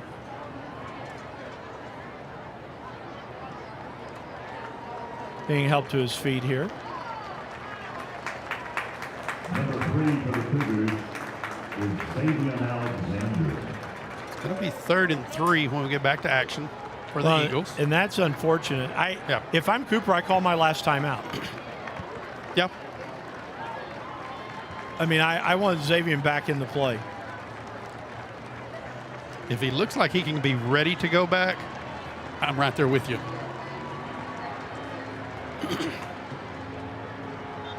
He comes in and goes straight to the bench area.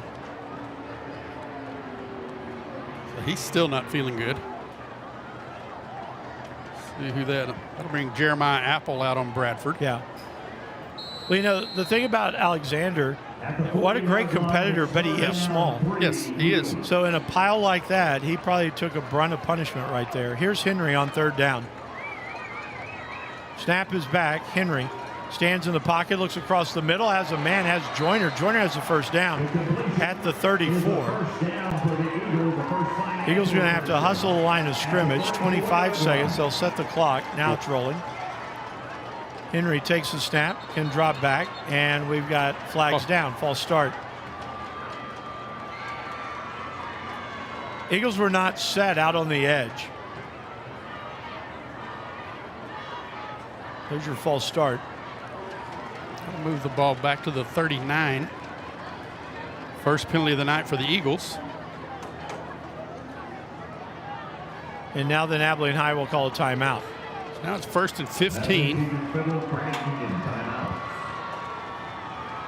1st down and 15 for the Eagles.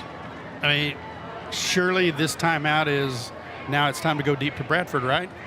Well, you've just spent your last timeout. Yeah, you're done. And so now then you got to say from 39 yards out, this is how we're going to score. Either that or you're throwing to the sidelines. Alexander back in the game.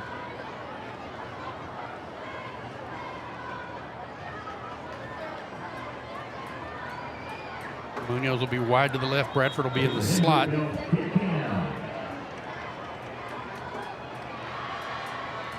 Receivers stacked on the other side. So here we go, 1st and 15. Snap is back to Henry. Henry steps up. Dyson Davis has him at the 40. You do not have a timeout, and you have got Ryland Bradford way down the field pointing at one of the Cougs, and I don't think you can get him set to the line of scrimmage. Bradford cannot get back in time. 1 second, and that's going to go to the half. Gone to the locker room. Yeah. Ryland Bradford turned around and started jawing at one of the, I guess at Alexander, started jawing at him and could not get back to the huddle in time. And Mike Fullen is not going to be happy with that one. I think that's a drive, no matter what happens this game, is going to haunt Mike Fullen the rest of the year because that's a wasted drive.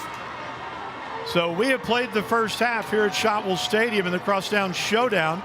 Our score, Abilene High 21, Cooper 14. We'll take the timeout. We'll be back with more after this on AISD Live.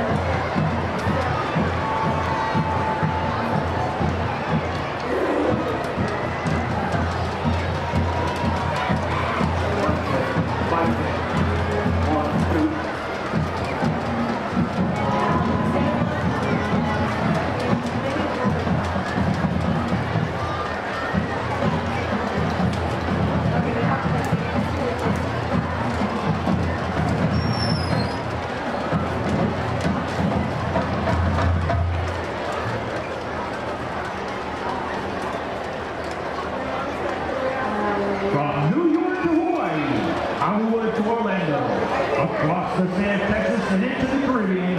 Please welcome to the field the award-winning Showtime International's Best of the Best team, the Sweethearts of Cooper High, the Cougars!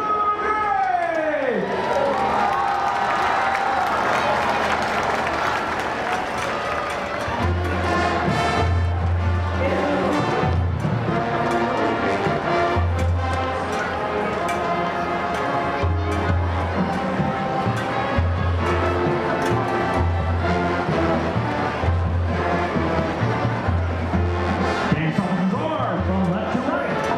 Junior Lieutenant Elijah Spring. Co-captain Abigail Nichols. Team Captain Morgan Henderson. Senior Lieutenant Addison Galloway. This year's social officers are President Jermaine Sims, Chaplain Annalie Jones, and Historian Paisley Wade.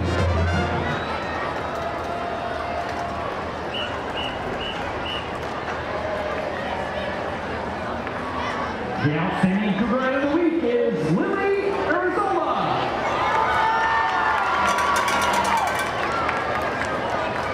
Performing our traditional high kick to Shut Up and Dance, Cougar Nation proudly presents the Cougars!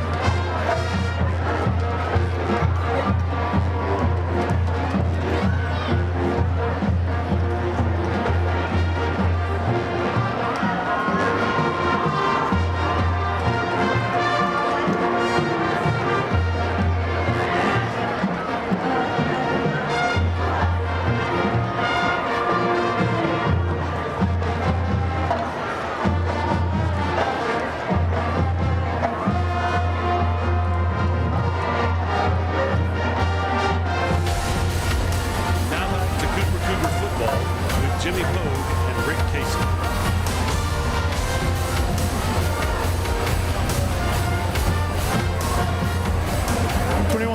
Abilene High here at the half at Shotwell Stadium. 64th Crosstown Showdown between the Eagles and the Cougars. I'm Jimmy Pogue along with Rick Hasen. The El Phoenix halftime show. I'll say thanks to El Phoenix. And Yes, thank you very much, El Phoenix. I'm so glad they're back. Yes. I'm talking about the restaurant. I mean, I'm glad they're a sponsor, but I'm glad the restaurant's back. Yeah. One of my all-time favorite places to eat. You are a Mexican food connoisseur. Oh, yeah. Oh, yeah. And El Phoenix is as good as it gets in Abilene. We're at 24-14 is our score. Abilene High got on the board first, 7:42 to play in the first quarter.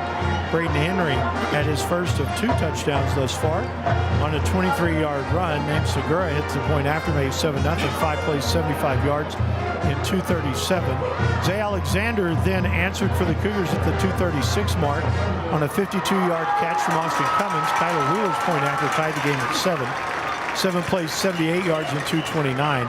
Then Rylan Bradford hauled in a great pass from Braden Henry, the 1:27 mark of the first quarter, 39 yards. His point after made 14-7, 4 plays, 64 yards in a minute 9. Then in the second quarter, Braden Henry gave Abilene High a 2-touchdown lead on a 29-yard run, 5 plays, 54 yards in 2:03. And then with 2:57 to play, Cooper came up with the drive of the evening, a 10-play, 60-yard drive at 4:13, capped off by the freshman Zaylen Johnson, a 9-yard touchdown pass from Austin Cummins, point after made 21-14. Great first half, both teams. Abilene High looked like they could score at will, but I think they'll look back, no matter how this game runs out, and the last drive of this half is going to really cause some heartburn for the Eagles, whether they win or lose this game. That was a wasted drive for them where they really had a chance to put points on the board. I was talking to Delvan Cox in the timeout just then. You know, a long time assistant for Steve Warren, long-time head coach for Abilene High. And I just said to him, I said, Coach, I think that Mike Fuller might have a teaching moment with Rylan Bradford there in the locker room. And he looked at me and goes, you think? Yeah. that, it was, and both sides, I will say this, the first touchdown, Braden Henry turned around and kind of made a pose at the Cooper defenders after he scored a touchdown. He's high stepping in the end. And then when Alexander scored the Cooper touchdown, he waved at the Abilene High defense. Yep. Both of those are infractions. Both of those could be penalties. But where it caught, we said in the broadcast that that's going to catch someone at some point.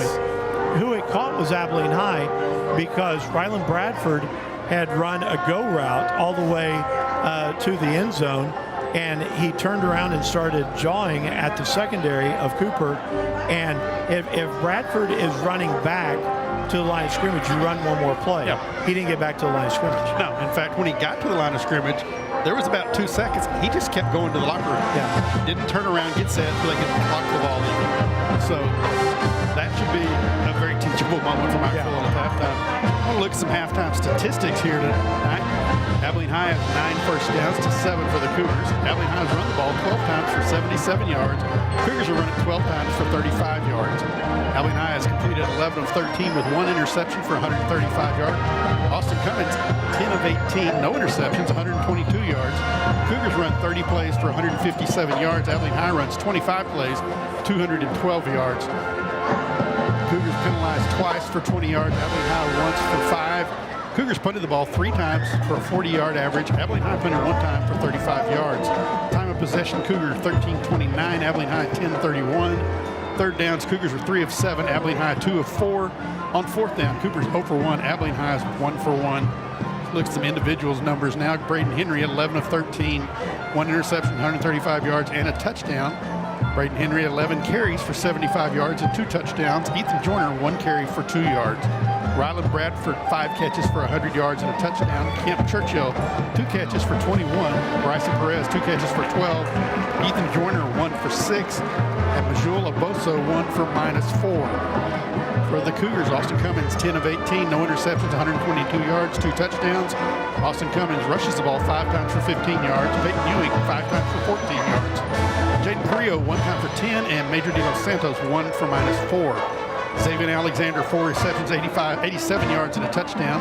Zaylen Johnson 2 catches, 16 yards and a touchdown. Jaden Carrillo 2 catches for 11 yards. Peyton Ewing 1 catch for 7, and Tatum Bender 1 catch for 1 yard. That's our halftime numbers, Jimmy. Well, I still want to go back to a couple of things. For Cooper, you look at it and you think they've gone punt, turned it over on downs. I think that was kind of the flinch. However, Abilene High threw an interception on the next play. Yeah. So it didn't come back to hurt them. Punt, downs, touchdown, punt, touchdown. For the Cougars, the touchdowns that they have scored have come on picking up first downs and longer drives. Yeah, and that's where they scored last week. It has gotten Abilene High out of sync a little bit because, and we talked about the fact in the pregame, Cooper's not going to be afraid in this game. No. Will they win? I don't know. But they're not going to be afraid because they've grown up around these guys. Yeah, I mean, these are their friends, from everywhere. So you sit here and look at it. Abilene High's been much more quick strike. Yeah. We talked about 2-minute drive, 1-minute drive, 2-minute drives. That's when it comes down. Who stops the other one in the second half? It's an advantage for Abilene High to have the ball to start the second half. But Cooper's got to dial something up and say, hey, we've got to do something here. You've got an interception and a punt, but Abilene High has 3 touchdowns. But you go back to this last 3-minute drive for Abilene High. If they had scored there, come out and scored again, you put the game away. Now, you're still in the game for Cooper. Yeah. Abilene High's chance to come out and take a 2-touchdown lead, but that's still attainable to catch them. And so it's going to be an exciting second half.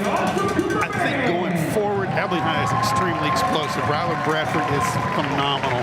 Braden Henry, lightning fast. They've got to get some other people really involved in their offense also, though, as the season goes along. Yeah. Because when you get later in the season in the playoffs and you play teams that are more athletic, they're going to have guys that can match up with Braden Henry and Ryland Bradford. You've got to have an Ethan Joyner that can hurt you with 5 or 6 yards of carry, and it's going to carry it more than one time a ball game. You've got to spread it around a little bit. 21-14 our score at the half. Cooper band has exited. Abilene High's band is coming on the field. We're going to take a timeout. We'll be back with more of the El Phoenix halftime show after this on AISD Live.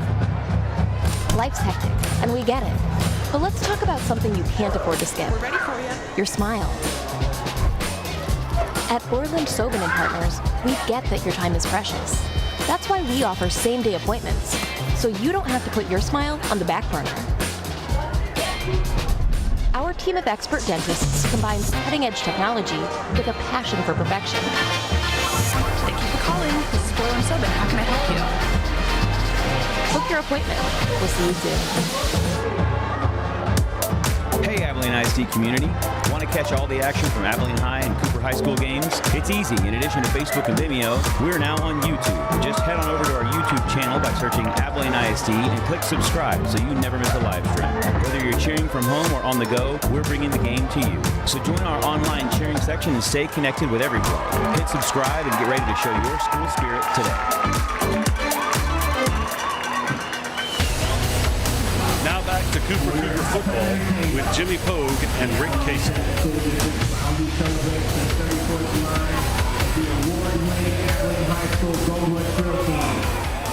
Welcome back to the Cooper Cougar football halftime show, brought to you by El Phoenix Cafe. For lunch, dinner, or special event, El Phoenix invites you to dine inside or on the finest patio in the area. Visit soon for succulent fajitas, delicious enchiladas, or one of our outstanding specials. Come by and see us at 3241 South 1st Street. El Phoenix Cafe, serving Abilene in the Big Country for 85 years. Man, that sounds good. Can we delay the second half, go eat, and come back? And then come back, yeah. Jim, let's look at some halftime scores from around the area. Lubbock Cooper leads Lubbock Coronado at the half, 24-17. Eastland leads Clyde, 21-14. Wiley leads Lubbock Monterey, 20-14. McKinney leads Garland Lakeview Centennial, 24-10. Hawley leads Albany, 7-0. Albany lost last week. Yeah, lost big last week. Friendship leads Wichita Falls Memorial, 20-14. Plainview leads Pampa, 21-12. Tascosa leads Legacy, 20-7 at the half. Wow, Legacy lost kind of big last week as well. Yeah, they did.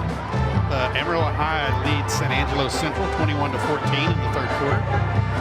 Godley and Paradise tied at 3. Brownwood and Wall tied at 7. Jim Ned leads Lubbock Trinity Christian at the half, 21-6. Hazel, team that beat Cooper last week, leads Weatherford 16-0 in the second quarter. Stephenville all over Everman at the half, 38-14. Big game in the Dallas area. Duncanville leads South Oak Cliff 7-3. South Oak Cliff lost big last week. Yeah, they did. They played Galena Park North Shore last week. I got to tell you, though, the best game that you read so far, Godley and Paradise. Yeah. Think about that. It's kind of like, that kind of goes to like last week's Frost Polar Bears and the Winter's Blizzards. Yeah. This week every week we should have a great named up game. Okay, here's a big one for you. Lubbock High won last night. Did they? Yeah. Who did they beat? I wish I could tell you that. I saw that they won. I kind of like, my eyes got blurry. I kind of teared up. Amarillo Palgers 2-0 on the season. Yeah. Aledo leads Lancaster in the second quarter, 17-6. Aledo got thumped last week by Denton Geyer. You know, when you start looking at scores in the state, it's kind of like it's kind of like watching college football, because you see some really lopsided scores, and then you see some scores that kind of surprise you. You know, it's kind of interesting to me that the Lubbock Cooper scored. I thought Lubbock Cooper would be kind of in a walk here tonight. They're not at all. No, not at all. Coronado had a lot of troopers last year. They should be improved. They've got a new coach. He was one of their assistants last year, but they're being tough with Lubbock Cooper.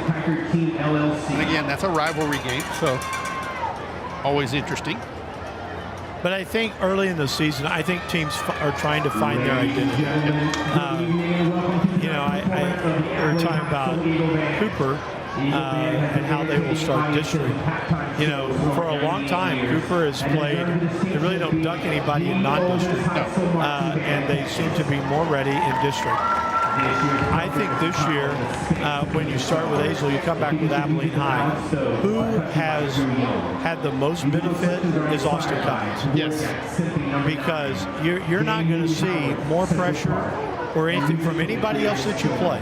No. And so you stand in the pocket. What's Austin's numbers here in the first half? I mean, he's had a big-time first half. 10 of 18 for 122 yards. I mean, Big number, 0 interceptions. Yeah. So I look forward to his progression during the season. I think he had the 12-game year last year that he got to play. That was kind of a blur for him. You know, his main thing was turn and give the ball. He had never quarterbacked. Yeah. I mean, the passing, first group of quarterbacks in, 22 years that didn't throw for over 1,000 yards. He's come out this year and he's a different kid. He's more relaxed. The bullets are flying and he's hanging in there, not afraid to pull it down and run. We're seeing a different Austin Cummings. And the fire he'll face this first 4 games is going to have him ready for the race. Yeah, and Will Wise has drawn up a good game plan for him. They're maximizing what he can do. I'll tell you the pass that's most impressed me so this year is the fade that he threw to James Johnson. Yeah, I mean, I watched seeing it in person. I thought Johnson reached over the defensive back. He threw one of those back shoulder fades, and it was where Johnson was the only one that could catch it. And Johnson did a great job going up and get it. And what confidence Will Wise and the Cooper coaching staff have in the freshman in that situation to throw the fade to Johnson. Right. But I tell you what, Cooper's got some young guys that, I still look at Dyson Davis as being young, just being a junior, his 3rd year to start. Kamari Titus, a junior. Jacob Bynum, a junior. Then you look at Zaylen Johnson, a freshman. Bender, a freshman. You've got some guys in here. Peyton Ewing, a junior. You're going to be fine.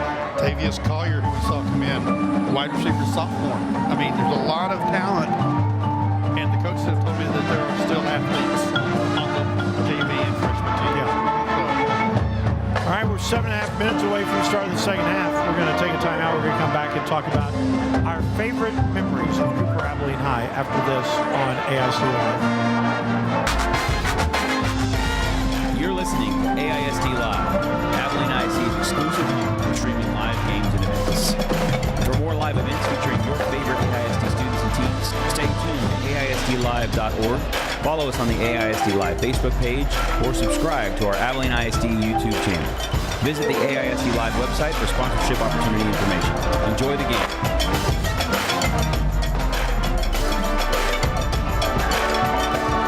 Nothing like the sight of a beautifully decorated home with dazzling lights to signal the holidays. While other companies may hang Christmas lights, Christmas Decor provides design, installation, service, removal, and storage to make your holidays simple. As the recognized professionals in the area, it is not a side hustle. This is part of our company and our culture. You can count on Christmas Decor by Lone Star Electric.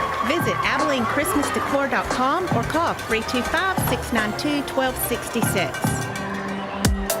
Hey Abilene ISD community, want to catch all the action from Abilene High and Cooper High School games? It's easy. In addition to Facebook and Vimeo, we're now on YouTube. Just head on over to our YouTube channel by searching Abilene ISD and click subscribe so you never miss a live stream. Whether you're cheering from home or on the go, we're bringing the game to you. So join our online cheering section and stay connected with every play. Hit subscribe and get ready to show your school spirit today.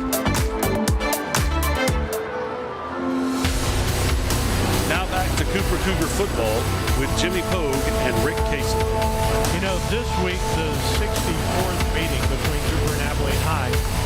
Next week, you're going to have the 58th, 59th between Cooper and San Angelo Central. I like the old. I like seeing that number of times that you've met. After that, you start seeing second time, fourth time. I mean, something like that. That's difficult. But I think back of Cooper Abilene High games that I've seen. Cooper, has a 15-game winning streak in this. That Abilene High pretty much erased in the early 2000s. They won 8 of 9,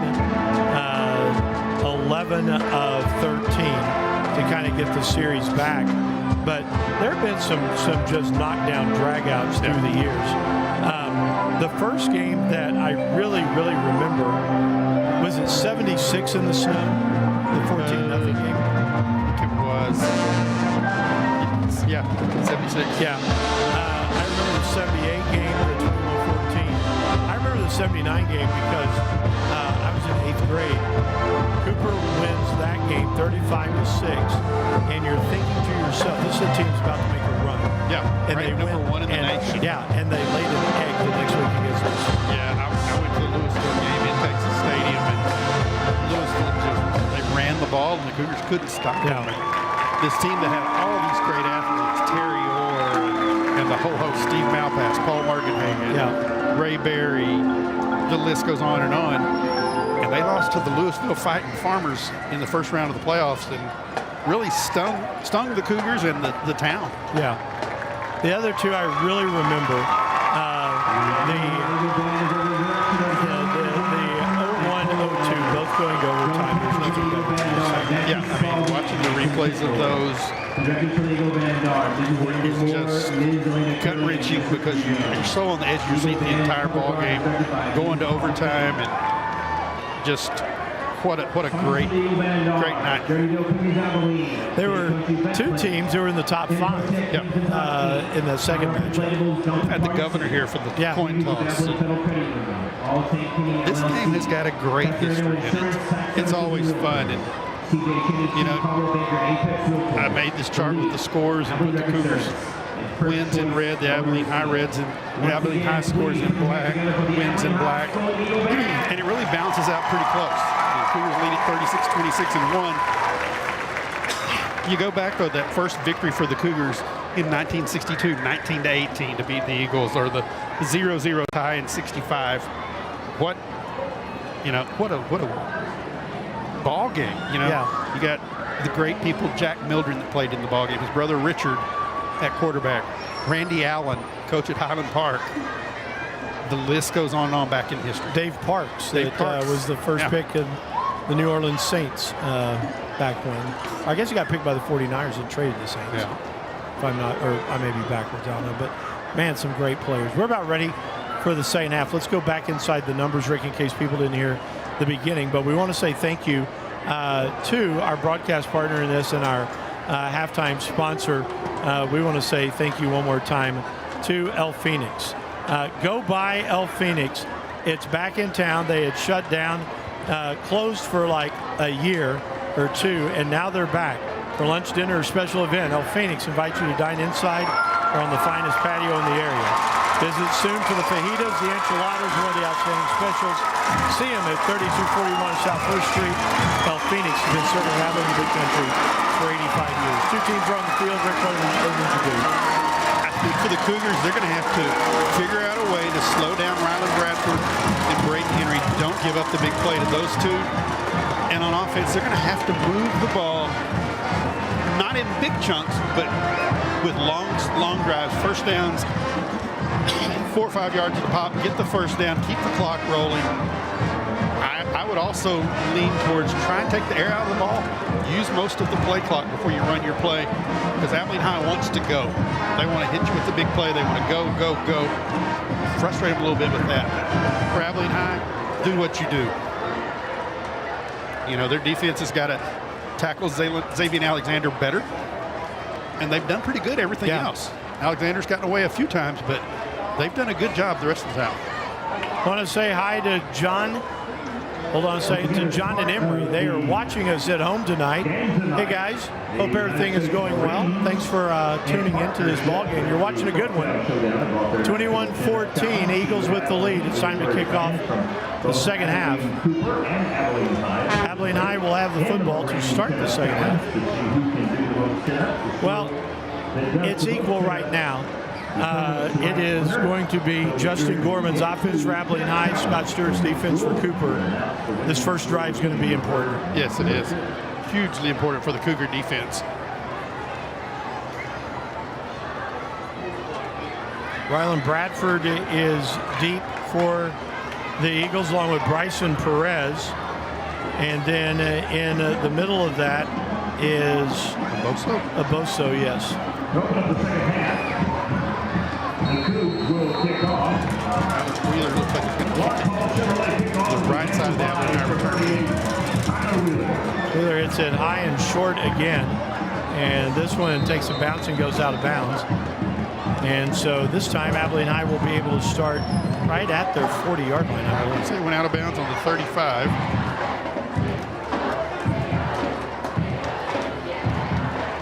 Ball at the 40-yard line. Abilene ISD would like to thank our anchor sponsors for their live coverage. So there we go, second half.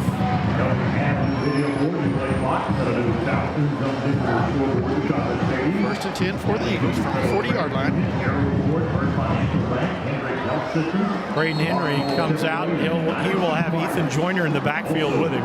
From the 40-yard line, right hash to the line of scrimmage. Two receivers in the slot left. They are stacked with Bradford, the deep man, in that. Snap comes back. Henry is going to keep. He tries to get to the edge, and he is going to be slung down. Helmet comes off. Has to be a face mask. Flag flies. That's 15 against the Cougs. Two face masks against Cougs.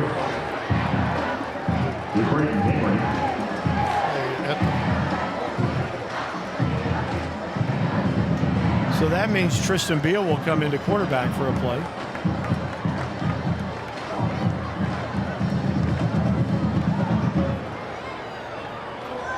But those personal fouls hurt. Yeah, Cooper did not have a major penalty called against him last week. 2 tonight. First and 10 for the Eagles. Cougars now 3 penalties for 35 yards tonight. Now the Cougar 45. It's first and 10. Henry back to pass. Looks hit as he throws the football, and the pass incomplete. It's intended for Bryson Perez. So you don't have to come out if your helmet's ripped off? I guess not. He's pretty glad his head wasn't in there. Yeah. Because it was pulled off hard. He knows we'll come out, and Miles Wagstaff will go in.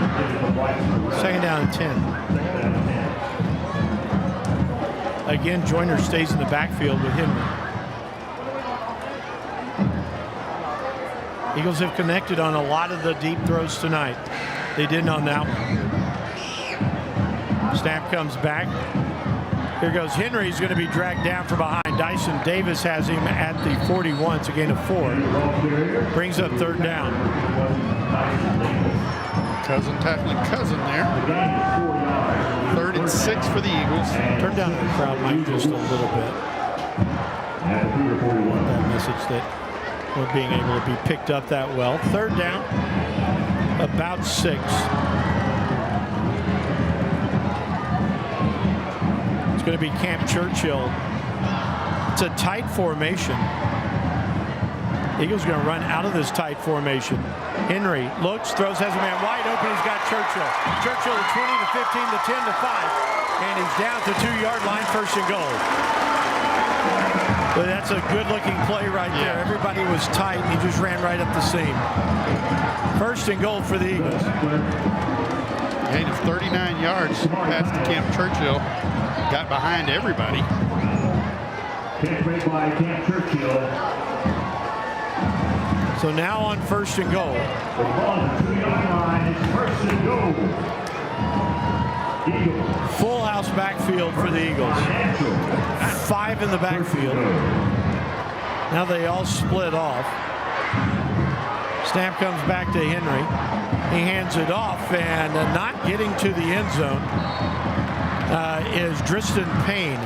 Payne gets maybe to the 1. Driston Payne ball kick. It'll bring up second and goal. He'll get to the 1. It'll be second and goal. Comes back into the ball game. Abilene High all the way back to the Steve Warren days. I mean, just a lot of looks. Yes. A lot of movement before the snap. Makes it difficult to prepare for. It does. So now, as you said, Joyner back in the ball game. 9:55 to play in the third. 21-14, Abilene High. The Eagles are going to have to call a timeout. We're ready to run the play. 9:53. As we said, 21-14. Eagles will take the timeout alongside here on AISD Live. The innocence of youth. Is there anything any better? But soon they'll be in high school and facing all the same challenges you faced. How to make friends, how to fit in, how to be cool. We want our children to have everything they'll need to live fulfilling and productive lives. Make sure the kids in your family are among the more than 12 million participants in America who take part in high school sports or activities.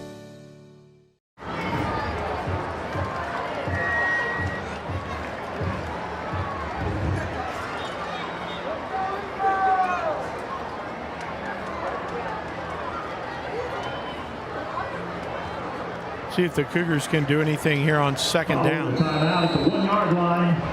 It's second and goal, Eagles. Henry, ready to take the snap, does so. He keeps, and Braden, he got into the end zone. Says he took a hit at about the one, but he falls forward. So Henry into the end zone for the touchdown for the Eagles. Braden Henry has his third touchdown tonight. He's got one in each quarter. Braden Henry. Behind the block. Yeah, they get to the 1 yard line. They're going to be hard to stop with all the looks they have and the different athletes. Segura comes on now for the extra point. Eagles lead 27-14. It's that big face mask that really hurt the Cougs on that. Yep. Snap is down, the kick is up, and the kick is good. So we have 9:47 to play in the third, 28-14 Eagles here on AISD Live. We'll back with more right after this. She thinks she's being funny, only she's not making you laugh. She's making you feel left out. Thanks to social media, it's easy to feel bullied, intentional or not. So instead of pushing back, think about rising above.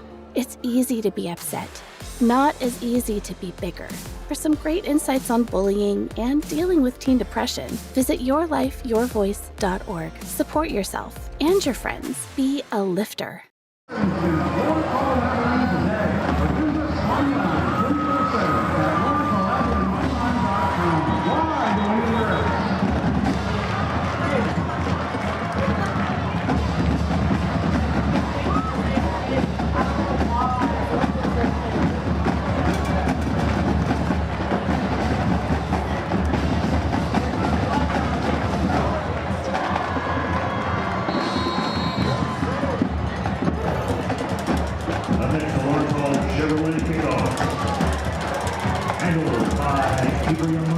Ready to kick it off.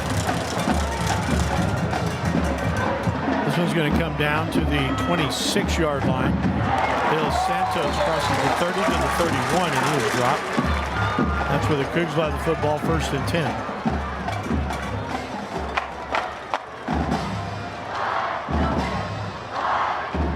Yeah, Cougars have to answer the Eagles score.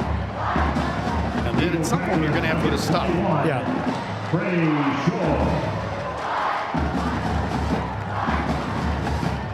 I don't think the temperature of this stadium likes it. I don't either. It was hot next door last week. It's hot in here. It's hot in here, yeah. First down, here's Austin Cummins. He has got J.Q. Scroggins in the backfield with him. Snap. Cummins going to throw. He's got a man wide open pass. Caught first down yardage, 45. Fighting close to midfield. Tayton Bender gets to the Eagle 49-yard line, or the Cougar 49-yard line. Bender's first catch of the night. And the other freshman, gain of 18 on first down. And that slant was wide open. Good throw from Cummins. And the fake to Scroggins holds the linebackers. First and 10, the 49. Snap is back. Again out here on the edge. This is Bender again. He's going to be driven out of bounds. Eagle territory at the 47. Well, I tell you what, Rick, if you start having confidence in freshmen, yes, that bodes well for your future. Absolutely. I mean, Dale Santos out here is only a sophomore. You have a freshman, a sophomore, a junior, and a senior in your receiving corps right now. Cummins takes the snap on second down, stands in the pocket. He gets flushed. He's got some running room, 45, 40, trying to get a block. 35, puts his head down. He gets to about the 33.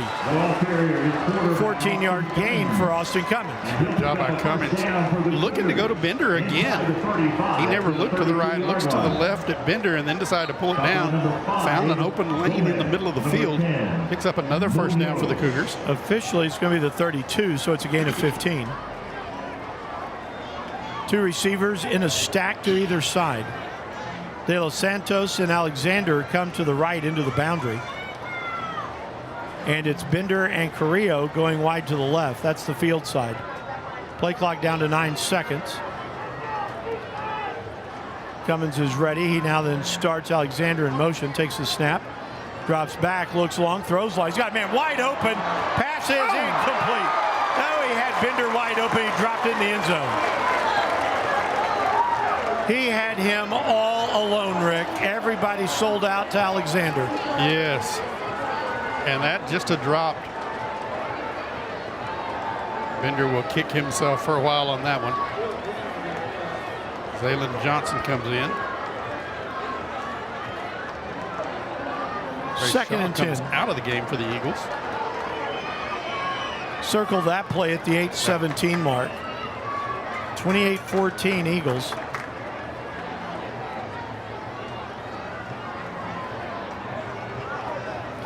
Los Santos close to the line of scrimmage on the near side. That's a good looking play too. Yep. Snap is back, quick pass. Carrillo dances inside the 30, gets down to the 28, gain of 4, brings up 3rd and 6. I think 2 down territory. I agree, absolutely. Inside the 30. Reason being, there's absolutely no gain. You know, you're at the 28. Yeah. You don't have a 45-yard kick against the wind.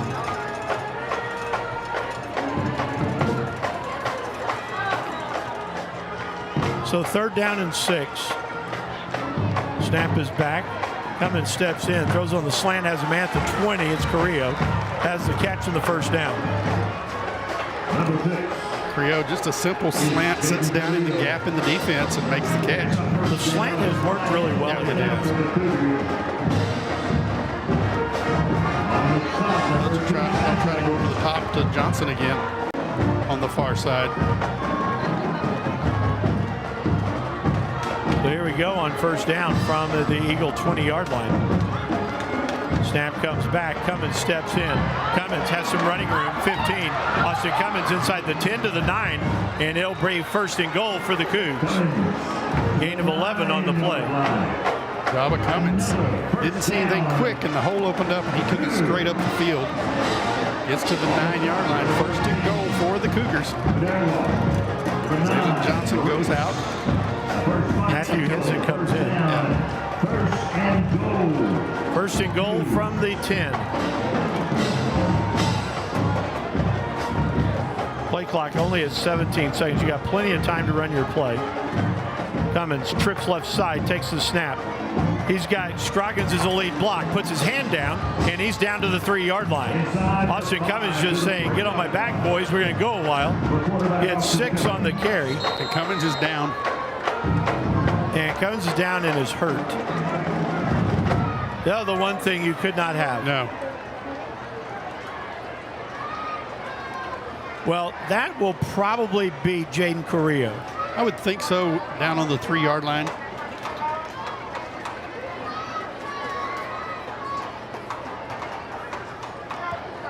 Try to see what they are looking at. Looking at his ankle.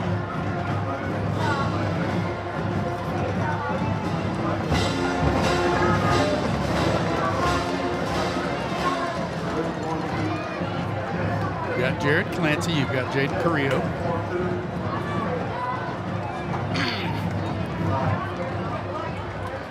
Clancy's got his helmet on, going back to warm up.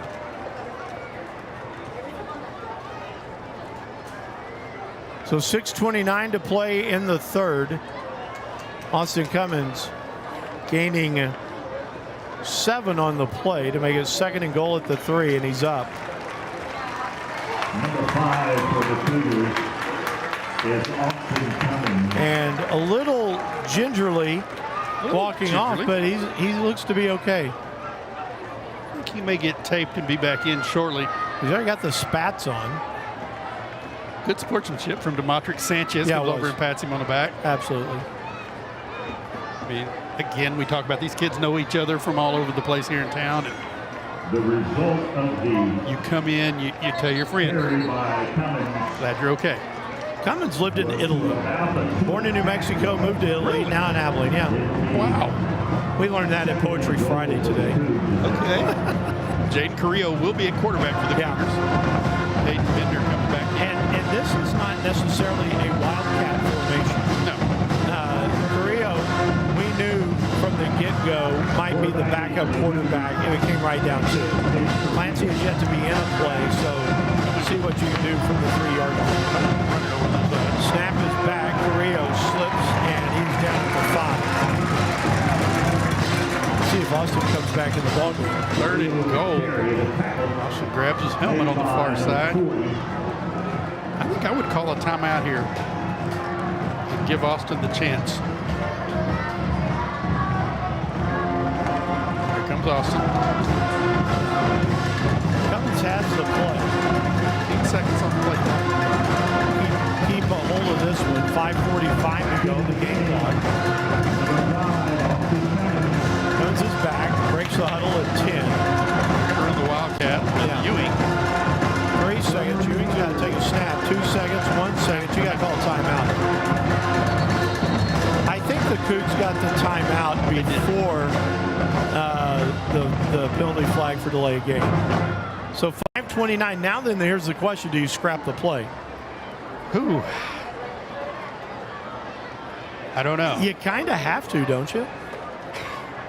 I think they've got some plays with different people running the Wildcat. Yeah. So you might.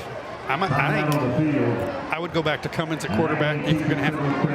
If you think you can run the 5 yards for the touchdown, then go with what you were going to do. But if you're going to have to throw, don't outsmart yourself here. Yeah. And I absolutely think this is 2 down 2. Oh yes. And the one person hoping the Cougars come away with the touchdown on this drive more than anybody in the stadium right now is Hayden Bender. Yeah.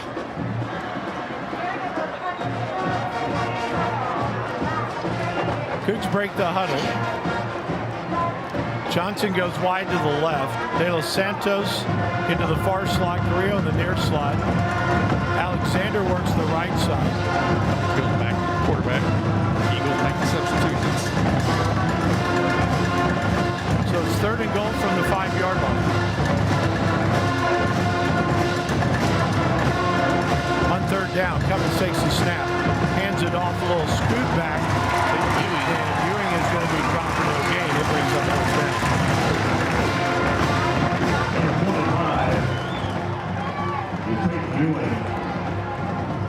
May have lost a half yard. Yeah. Still officially the 5. But yeah. But this game can't be won on field goals. No. So you've got to go for it here. Trips to the left. Alexander comes back. Here's the fake to Zay Alexander. And he's got a touchdown. Xavier Alexander with the catch into the very back corner. And the Cougs within a touchdown. Alexander did the splits after making the catch, but a great fade route thrown by Cummins, and Alexander went up and makes the catch, comes down with the tough catch for the touchdown. The Cougars make it 28-20. As Kyler Wheeler comes on for the extra point. Snap is down. Wheeler's kick is up. It's got to get there, and he missed it wide.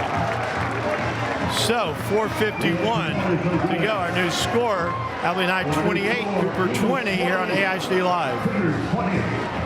Parents, we tend to react most when our kids misbehave. But did you know praising your kids 4 times for every time you correct them can transform their behavior and your relationship?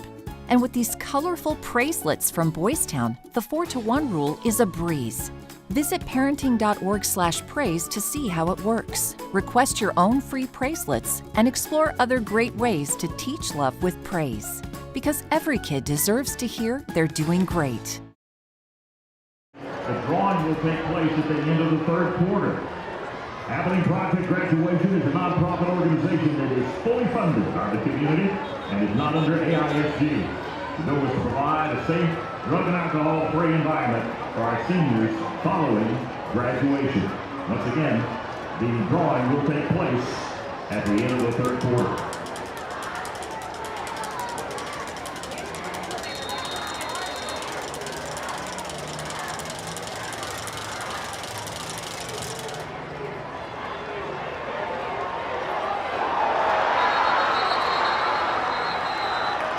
Cougars have the onside. It's not an onside, it's just a pooch that went over the front line. And Cooper comes up with a football. That's what you were talking about, Rick. The Cougars were going to have to come up with back-to-back possessions at some time. They get it here. And they have the ball at the Abilene High 40-yard line. New life for the Cougs.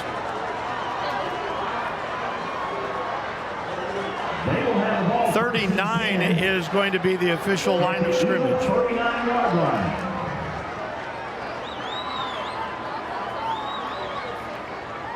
Chance for the Cougars to tie this one up here. Peyton Ewing in the backfield with Austin Cummins. Zay Alexander, Major De Los Santos to the right. Snap comes back and got a false start. Alexander may have moved the ball back to the 44-yard line. I thought Alexander moved after the snap. Alexander kind of held his head down. Fourth penalty denied for the Cougars for 40 yards. First and 15 now.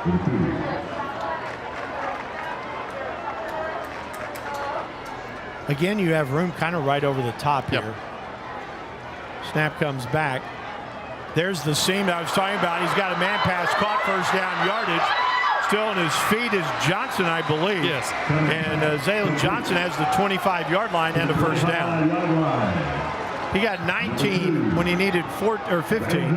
Freshman first down. Looks good coming across the middle. That's exactly what I was saying, though, Rick. Abilene High's got a gap between their middle linebacker and their backside safety. First and 10 from the 25-yard line. Look at Cummins' number after this play. Again, trips left side, the right hash of the line of scrimmage. Snap comes back. Cummins looks, throws, and he overthrows Alexander. Alexander and Cummins are not on the same page on the route. Alexander stopped, Cummins through the go. Okay, I like this in the maturity of Austin Cummins. Yep. Zay Alexander turned and threw his hands out like, what are you doing? And Austin Cummins turned and threw his hands out and said, what are you doing? Yeah. You know, Alexander, the bell cow this, and Austin Cummins like, no, you're not going to do that. Yeah. Second and 10. Second and 10. Austin Cummins, 16 of 26 for 180 yards tonight. Cummins now looks for the play call. Again, trips to the left, Alexander to the right. Snap is back. Handoff goes to Ewing. Ewing gets down some hard yards to about the 21. It's going to bring up 3rd and 6. 4 minutes, 3 seconds to play in the third quarter. This Crosstown Showdown is closer than everybody thought it would be. Yes, it is. So if you're Aaron Roan and you score here, do you go for the 2 now? No. Okay. Twins to either side. Again, you're on the right hash, so the boundary is near side. Cougars trying to get some space into the boundary. Cummins back to pass, throws underneath. He's got Alexander at the 15. That should be a first down. That'll move the sticks. That's a dart that he just threw. Will Wise turning up his play call here in the second half. Calling a great game. With the ball at the 15. 3:18 to play in the third. 3 receivers to the left, 1 to the right now. The wide side of the field gets the crowd. Cummins back to pass. Steps in. Oh, he took a hit at the 20. Good miss. Sack is going to be made right in the interior of the line. And it's going to be number 50, Jaden Starks, that has him. Loss of 5. Loss of 5 on the play. Going to make it 2nd and 15. Starks figured out that Cummins had pretty good running room all night up the middle, and he said, not this time.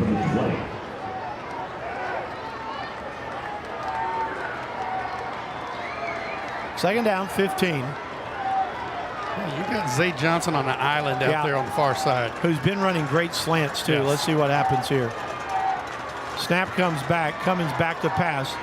Has time in the pocket. Now that he breaks down, he rolls right. Looks and he just throws this away. Good job. He lives to play another down. Yep. You know, the thing that Zaylen Johnson's going to learn over there on the far left side on that island, he's got to get that inside leverage. Yes. And he really wasn't getting that against John Rangel. No. Rangel kind of took away his, he kind of took away the slant almost at the line of scrimmage. Third down, 15. I still say it's 2-down territory. I do too. And the third quarter is down to 2:19 remaining. This quarter has been drained by the Cougars. Play clock down to 3, down to 2. There's the snap. Cummins takes the snap, stands in, throws. It's going to be picked off. Eagles coming back the other way. First interception of the year by Cummins. 40-45 midfield. There's an illegal block. But going back all the way is going to be Tristan Payne. And Payne's going to take this one to the house. There's flags down in midfield. This one is going to come back because we saw the block in the back.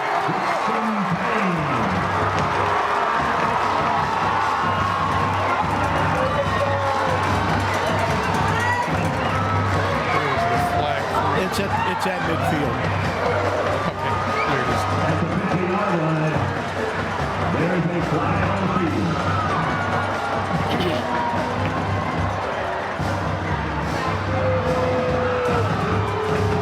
Block in the back. At the 50, so that'll move the Eagles back to the 40. Mid-season form right there, Rick. You Yep. see that?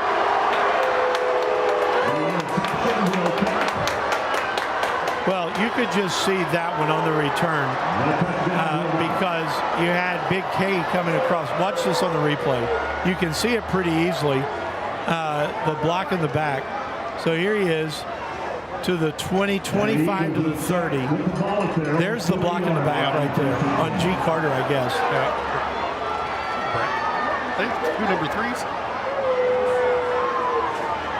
So there was the illegal block. So from the 40-yard line, Eagles have a first down.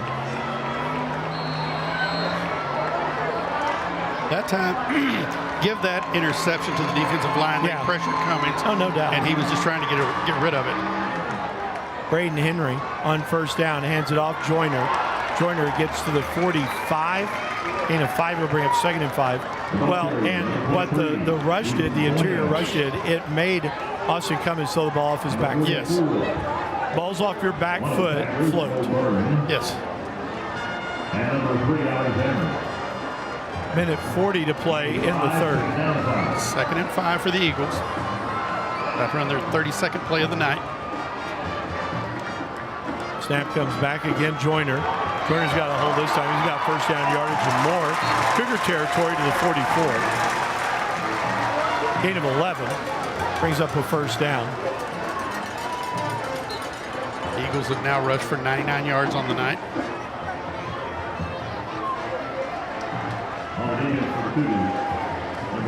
Gurley switches sides now. He and Dyson Davis. Have to change shoes at halftime. Over. First down. Snap comes back. Little play action. Henry throws on the post, and he overthrows everybody.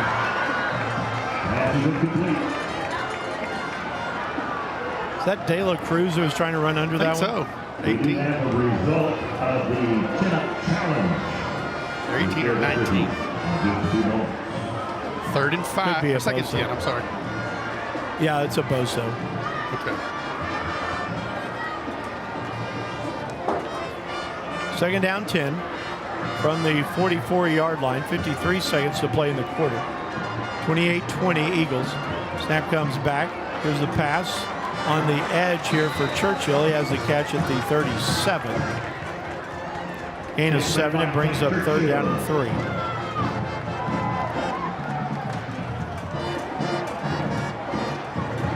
going to say 38, so 3rd and 4. That's a Cougar For the 38. Eagles. 2 down territory here for the Eagles. 3rd down, 4. Trey Turner, or excuse me, not Turner. Adam Gurley drops back to a safety. Caleb Gutierrez checks in. Henry back to pass, being chased, still being chased, running for the first down marker. Hazig is knocked out of bounds. Could have been a flag almost right there, Rick, because he got hit just as he got out of bounds. But it's a first down for 32. You know, we were talking a while ago about would you go for 1 or 2 if you were Cooper and scored. Now then, if the score remains the same and you score, you got to go for 2. Yep. It's changed that dynamic. It's taken the extra point away, probably. 1st and 10 from the 32. Bradford in the backfield now. Snap comes back, and we've got a flag, false start against the Eagles. That was going to be a trick play. Yep. That'll move back to the 37. It'll be 1st and 15 now for the Eagles. I think he said number 7. That's Bryson Perez.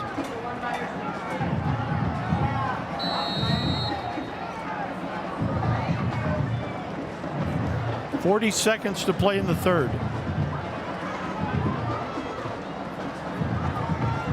28-20 Eagles. Trying to score here before the end of the 3rd quarter. Snap is back. Handoff goes to Joyner. Joyner had a hole. He trips at the 25. Gets down to about the 23. It's close to a first down, not quite. He got 14 of the 15 back. 2nd and 1. To the 23-yard line. Eagles do not have to run another play here in the 3rd quarter. Joyner's kind of shifty. He is. Eagles are going to come over for the end of the quarter. Yep. We played 3 quarters. I think this one's closer than everybody anticipated. 28-20 Abilene High as we get ready to go to the 4th quarter here on AISD Live. We're back right after this. What rhymes with great? Participate. Where does greatness start? Here, in the classroom. On the stage. In the pool. On the field. Where will your greatness take you? To better grades. To more friends. Yeah! Be great. Participate!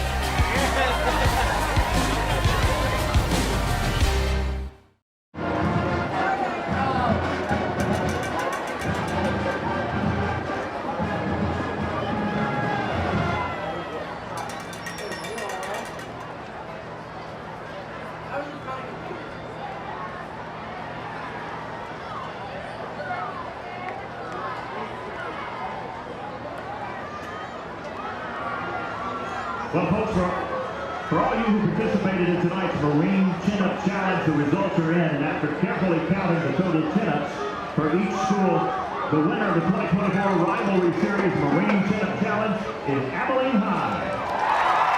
With over 1,400 chin-ups, congratulations to the Eagles in receiving the award for the Marines Abilene High cheerleaders.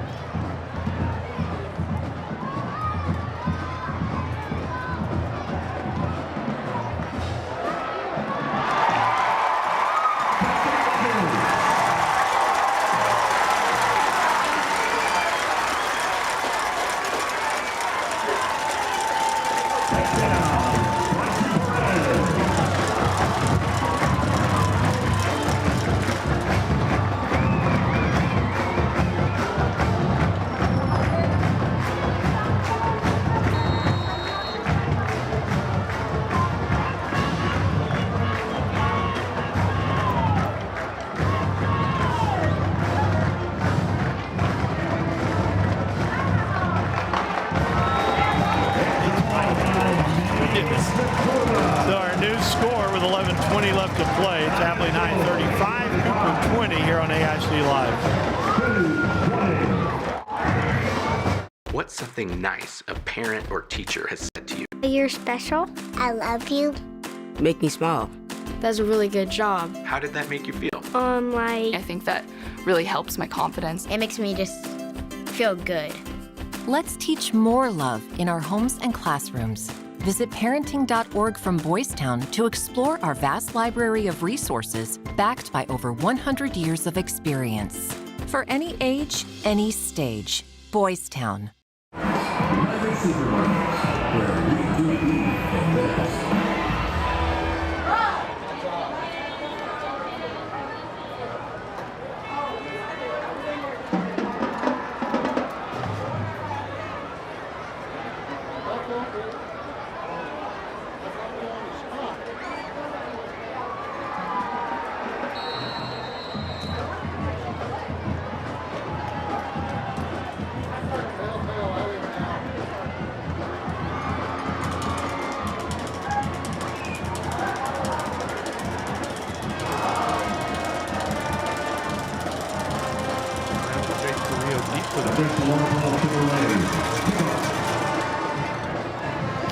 It's going to go through into the back zone. To the 25-yard line. The Cougs will start there.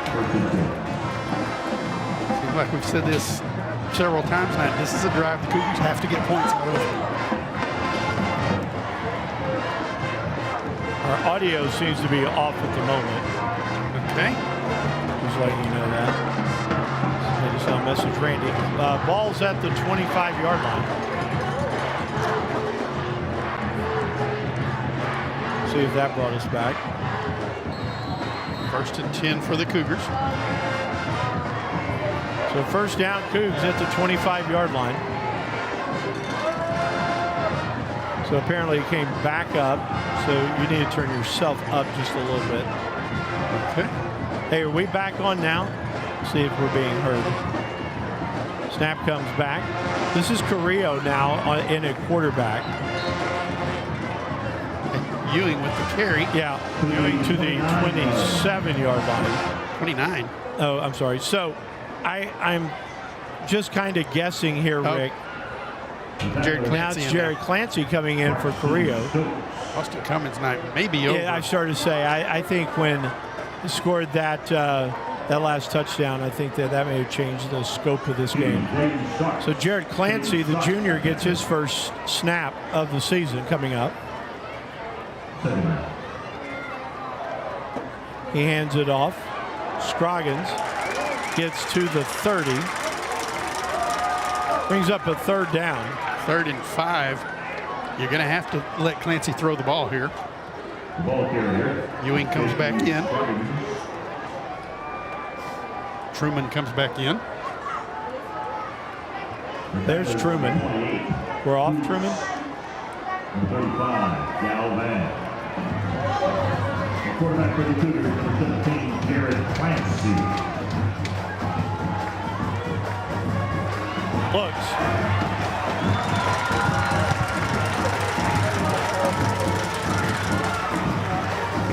Clancy gains 1 to the Cooper 31. 4th down now for the Cougars. 4th and 4. Alejandro Ibarra will come in to punt.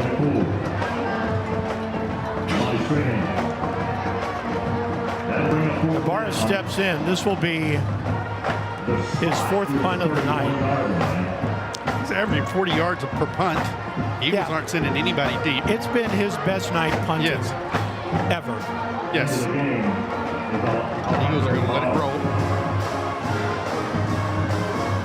Snap comes back. Punts away. Takes a Cooper bounce. It's going to go inside or right at the 30-yard line. So with 9:12 left to play in the ball game, Abilene High leading by a score of 35-20, and they have the ball at their own 30-yard line. The Eagles start 70 yards away. Eagles have a 2-touchdown lead with 9:11 remaining in the ball game. I'm wondering what the story is going to be with Austin Cummins, because I agree with you. His night is over.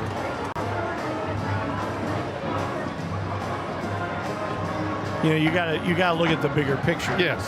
You got 8 games of season left. You've got your whole district season in front of you, and you don't want him to be injured. No. During the course of the year. We're really playing a safety now for the Cougars. Here on first down, this is Beal. He throws it. That's backwards pass, so the ball's loose. Now they're running with it. Bradford, and there are flags everywhere. There's going to be an illegal block. Turner's going to have to stop at the 20, but it's going to be a blindside hit against Abilene High.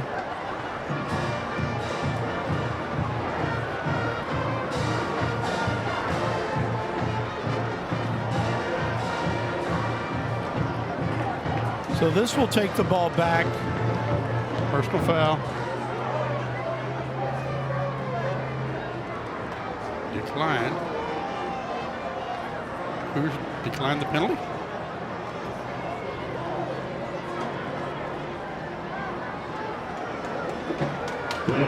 Second and 21. Because of the big loss on the play. Yeah. So the ball goes all the way back from the 30 to the 31 to the 20. So second and 21. Cannon Adams comes in. Adam Gurley goes out.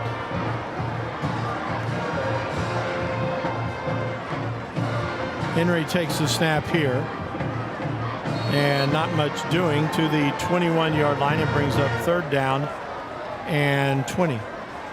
On the defense for the Cougars, number 96, Ibarra. Gain of 1 for Ethan Joyner. Third down 20. 8:20 remaining in the ball game.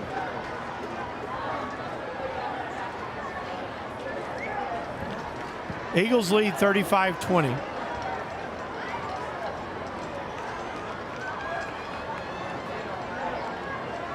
Snap comes back. Henry tucks it under, and he gets to the 25-yard line.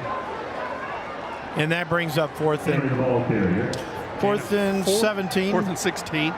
That'll bring up fourth down. John Miles Wagstaff will come in on the punt for the second time. Number 11, John Miles Wagstaff. Jade Carrillo will go deep for the Cougars. To receive the punt for the Cougars, Jade Carrillo.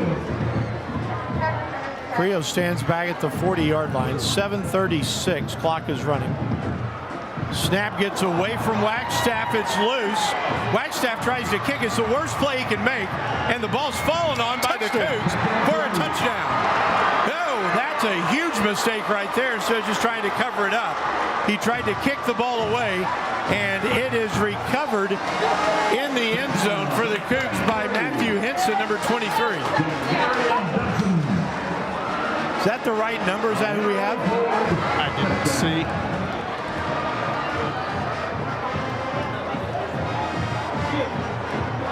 Let's watch the number here, Rick. Look, you watch the scoreboard here.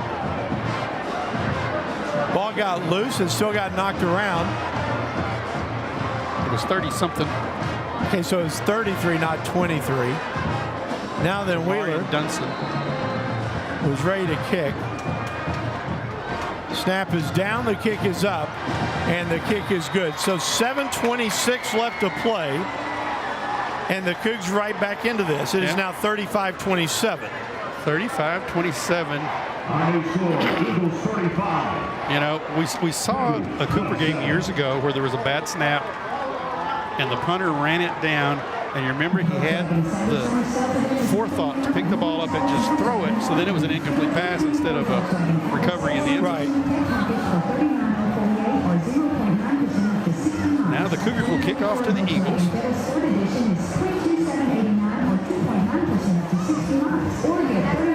So the fumble recovery is made by Jamarian Dunson. Wagstaff tried to kick it and missed it, or his feet got hit, and the ball went into the end zone, and Dunson falls on it for the Cougar touchdown to make it 35-27 with 7:26 to go in the ball game. Wow. Crazy. So 7:26 left to play. Wiley leads Monterey 26-21. Tyler Wheeler to kick off. Wheeler for the gets Cougars. ready to kick off again. And there's plenty of time here, Rick. We will announce the number for the Abilene Project graduate. Got Bradford about the 25-yard line for Abilene High. Ball's going to come down to the 28-inch fumble. Eagles fumble it twice. It's loose. And I think the Cougars are on it. I think they are. Cougs are on the football. So with 7:20 left to play. They're going to have the ball on the Eagle 39-yard line. Cooper has the football again. Boy, Abilene High has been special teams tonight, Rick. Yes, it has. Cougs are on the football here. Second time on a kickoff tonight. Cooper's recovered. And then the bad snap. So 3 big plays. Jared Clancy comes in at quarterback. Now the thing is, Rick, he's going to have to throw the football. Yes, he is. So on first down, Clancy at the 39-yard line takes the snap. Ewing gets the call in the carry. Ewing got some room, 35-30, 25-20. Ewing, shoulders feet, he's gone. Peyton Ewing goes 39 yards, and the Cougs have cut this to 2. All right, you go for 2 here. You have to at some point. Yep. 35-33. Clancy's coming out. I think Jaden Carrillo is going to take the snap on this. Cougs a 2-point conversion away from a tie ball game.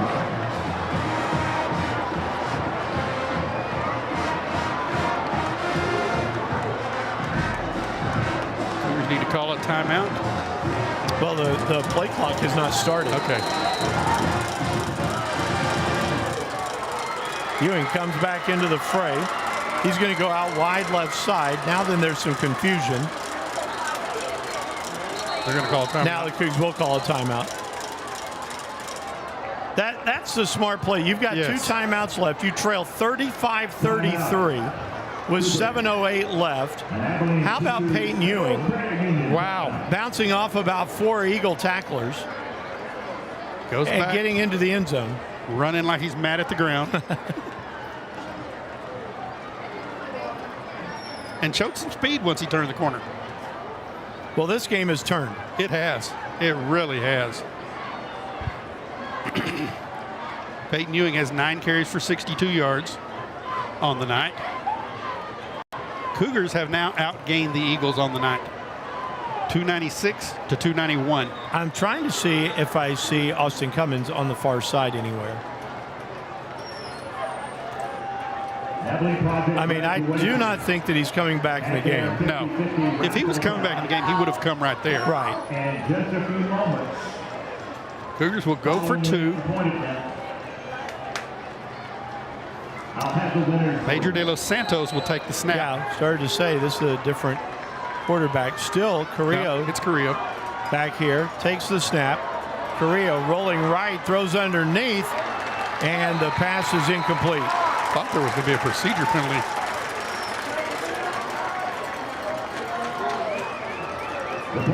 So, our new score, Abilene High 35, Cooper 33.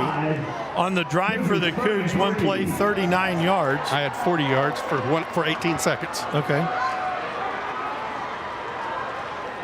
Well, here we are in a barn burner, 35-33. We're going to keep it here. Wow. I think at 35-20, Abilene High kind of said, okay, this one's over. We've got it.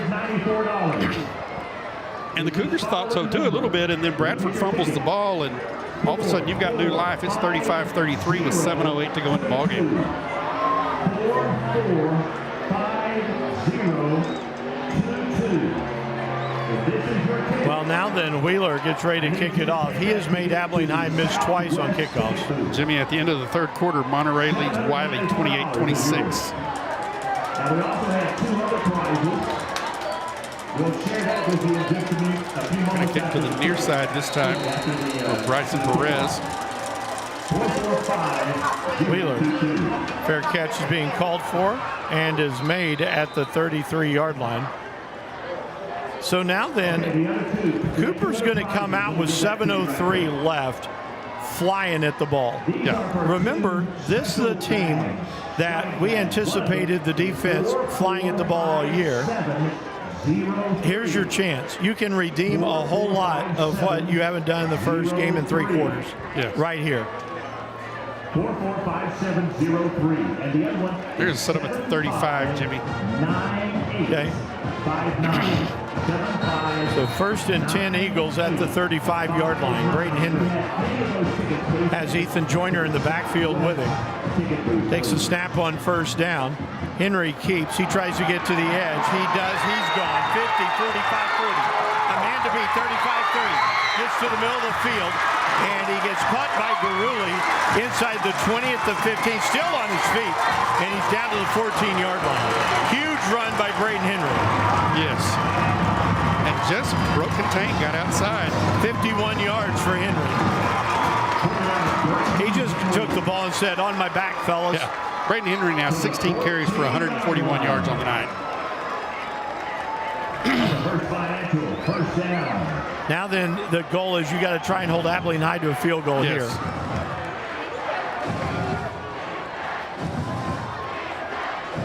From the 14. Abilene High taking the air out of the ball here, waiting to call their play. I don't blame them. This is what you do to try to take some momentum away. But you're going to have to run this play pretty fast. You're down to 3 on the play clock. You know everybody out there. And the Eagles will have to call a timeout. 6:14 to play. Eagles lead 35-33. Wow. This has turned into a barn burner. Well, it's a funny game. Yes. When you sit here and look at it, because you kind of go through the biggest chunk of this game with Abilene High never comfortably ahead. Yeah. They've been ahead most of the way. Well, the whole way. Yeah. But they've never been comfortably ahead. And so here we are right back at it. Jimmy Clyde has lost to Eastland tonight by a score of 35-14. I don't think that score's that surprising. No. McKinney is now winning 27-24. Oh, wow. Trips left side for the Eagles. Following the timeout. 6:14 to play from the 14-yard line. 1st and 10, Abilene High. The handoff, Joyner inside the 10. Joyner's gone, touchdown. Ethan Joyner from 14 yards out. 14 yards for Joyner and the touchdown. Eagles increase their lead 41-33. Segura comes on for the extra point. This extra point's huge. Yeah. Because it can make it a 2-score game. And Segura has been money tonight on the extra points.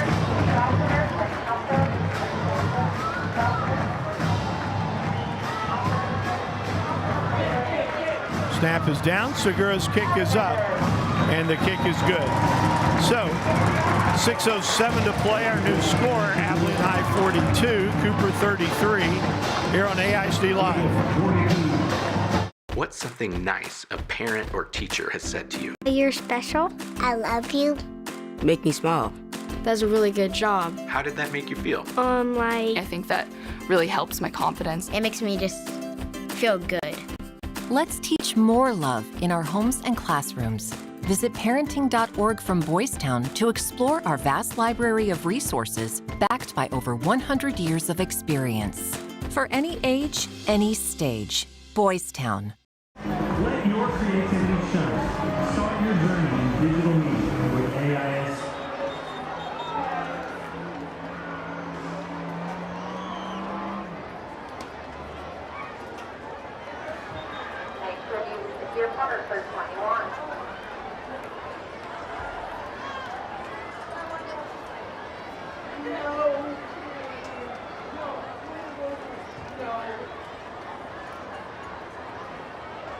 Big game.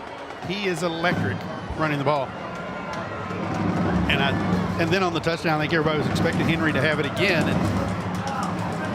And that time he gave it to Joyner, and Joyner goes into the end zone for the touchdown. It's now a 9-point lead for the Eagles. Cougars 2 scores down.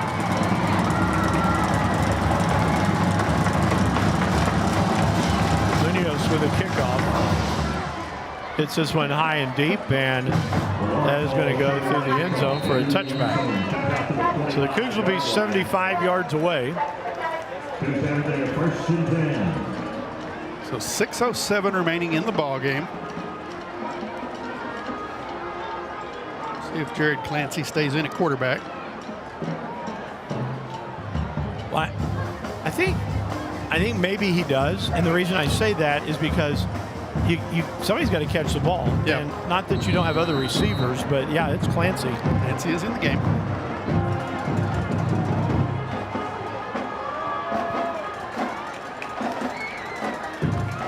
So Jared Clancy on 1st and 10. Takes the snap. He's going to throw, and the pass is incomplete. He was looking for Alexander out on the edge. Alexander hit as soon as he went for the catch. He comes out of the ball game holding his ribs. So Bender comes into the ball game. Alexander's on the ground on the sideline.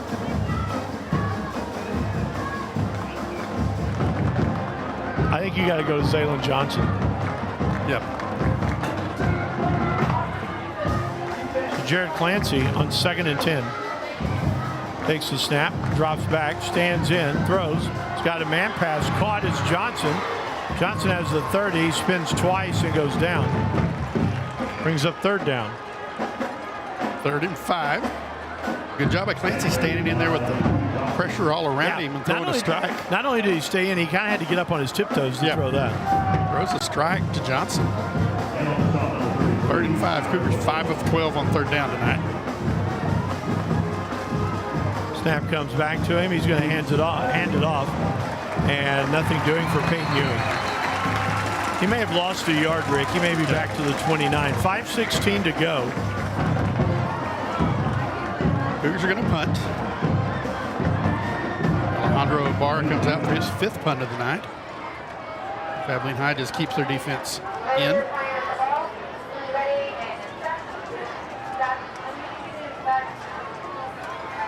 Fourth down and 6 for the Cougars. Wow. Alejandro Ibarra ready to kick it, punt it away. Snap is back. Good punt. Takes a good Cougar roll inside the 25, and it'll roll dead. 4:33 to play. Down at the 23-yard line. Our friend Lance Fleming just sent me this, Rick. This is big. We were talking about Naim Segura being clutch. Yeah. Here's career in a nutshell. 22, 8 of 8 on extra points. Last year, 71 of 73. This year, 13 of 13. Career 86 of 88. Last miss was October 6, 2023 against Caprock. Wow. Bad snap turned into a miss. Wow. That's crazy. He's made 57 consecutive extra points. That's incredible. Handoff on 1st down, and nothing doing for Joyner. He's going to get tracked down. Cedric Brooks has him. No gain on the play. It'll bring up 2nd and 10. 4:19 left to play. Set him at the 22. 42-33 our score. 2nd and 11 for the Eagles. They're going to work the clock now. Jimmy, let's talk about Mike Fullen. You've been friends with him for a long time. How have you seen his personality change over the years as head coach? Well, that's a great question. I was just looking at him. He looks so calm on the sidelines. And I remember him as the fiery guy. Here's a quick little pitch. Stepping away from one tackle, still somehow keeping his feet is Bradford. 26-yard line, gain of 3. I love Mike Fulham, and I'm going to say this, and I'm not going to dig into his personal life a whole lot. He gained a lot of perspective through his cancer battle. He fought like you would not believe. I don't know that anybody fully knows the fight that he put up. And, thank God. Yes. He won this battle, but it gave him a different perspective. It gave him more of the perspective of teacher, encourager. Coach is always the right word. Here's the pass on 3rd down. Pass is caught on the edge by Aboso, who gets the 35 and a first down. But I think that, and the losses are still hard. But I think the whole thing may not be as extreme anymore. I loved him before, I love him now, but I'm just saying that he's a great guy. When we've worked with him, and just tremendous, but there's just a calm about him. I started saying I think that's perspective. That's just the word I would use. He wants to win every time, but he also realizes he's doing more than winning or losing ball games. He's changing lives. And his personal life epitomizes what Abilene High football is. I mean, they follow him that way. Handoff, nothing doing for Joyner. Got back to the line of scrimmage and nothing else. Cougars will take their final timeout. I still say this. Here's the thing that people don't realize about Mike Fulham. He's one of the funnier people you'll meet. Really? Oh, my goodness. I mean, he seems so serious and so gruff. But he always has very sharp-witted. He's always got something funny to say.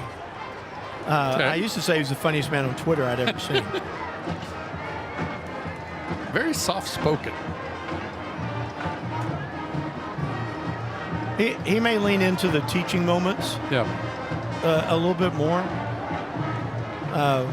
But, everybody talks about Abilene High's success through the years. Look at how long that staff has been together.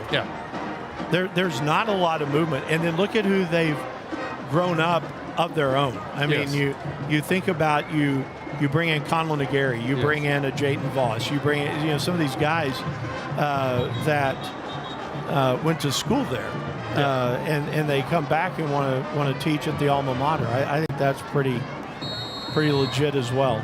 2nd and 10. Henry.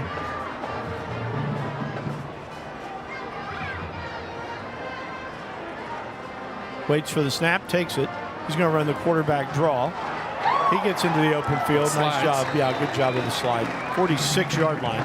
It's a first down. That'll move the sticks. Mark him on the 45. 1st and 10. Eagles just trying to drain the clock with 2 minutes to go in the ball game. Remember, at the end of the ball game, stay with us for our Chicken Express postgame show. Cougars are out of timeout, so actually picking up that first down, you can now you can go victory formation here.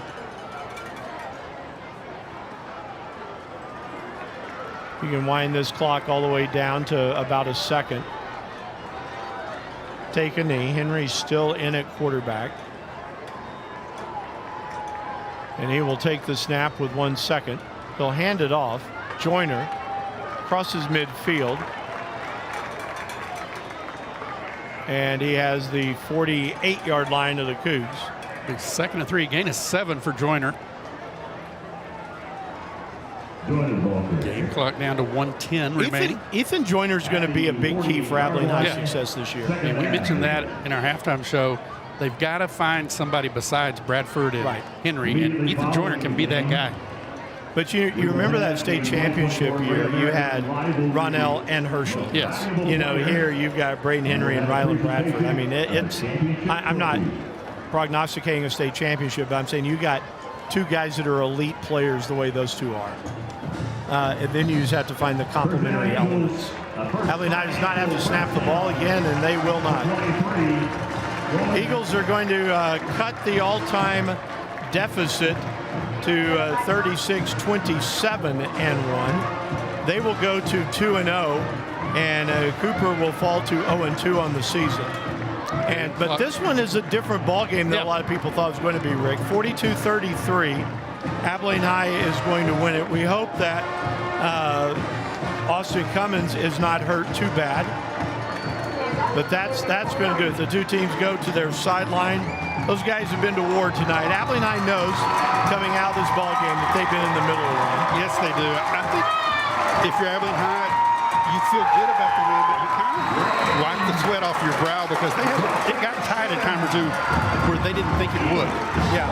And I think if you're Cooper, you come out here frustrated about losing, but also you feel pretty good because you went toe-to-toe with the Division I number 8 team in the state, and you lose by 9, but with about 7 minutes to go, you had the chance to take the lead. Right. So 42-33, our final. We will take a timeout, and we will be back with the Cooper Cougar postgame show brought to you by Chicken Express after this on AISD Live. What's something nice a parent or teacher has said to you? You're special. I love you. Make me smile. That's a really good job. How did that make you feel? I think that really helps my confidence. It makes me just feel good. Let's teach more love in our homes and classrooms. Visit parenting.org from Boys Town to explore our vast library of resources backed by over 100 years of experience. For any age, any stage, Boys Town.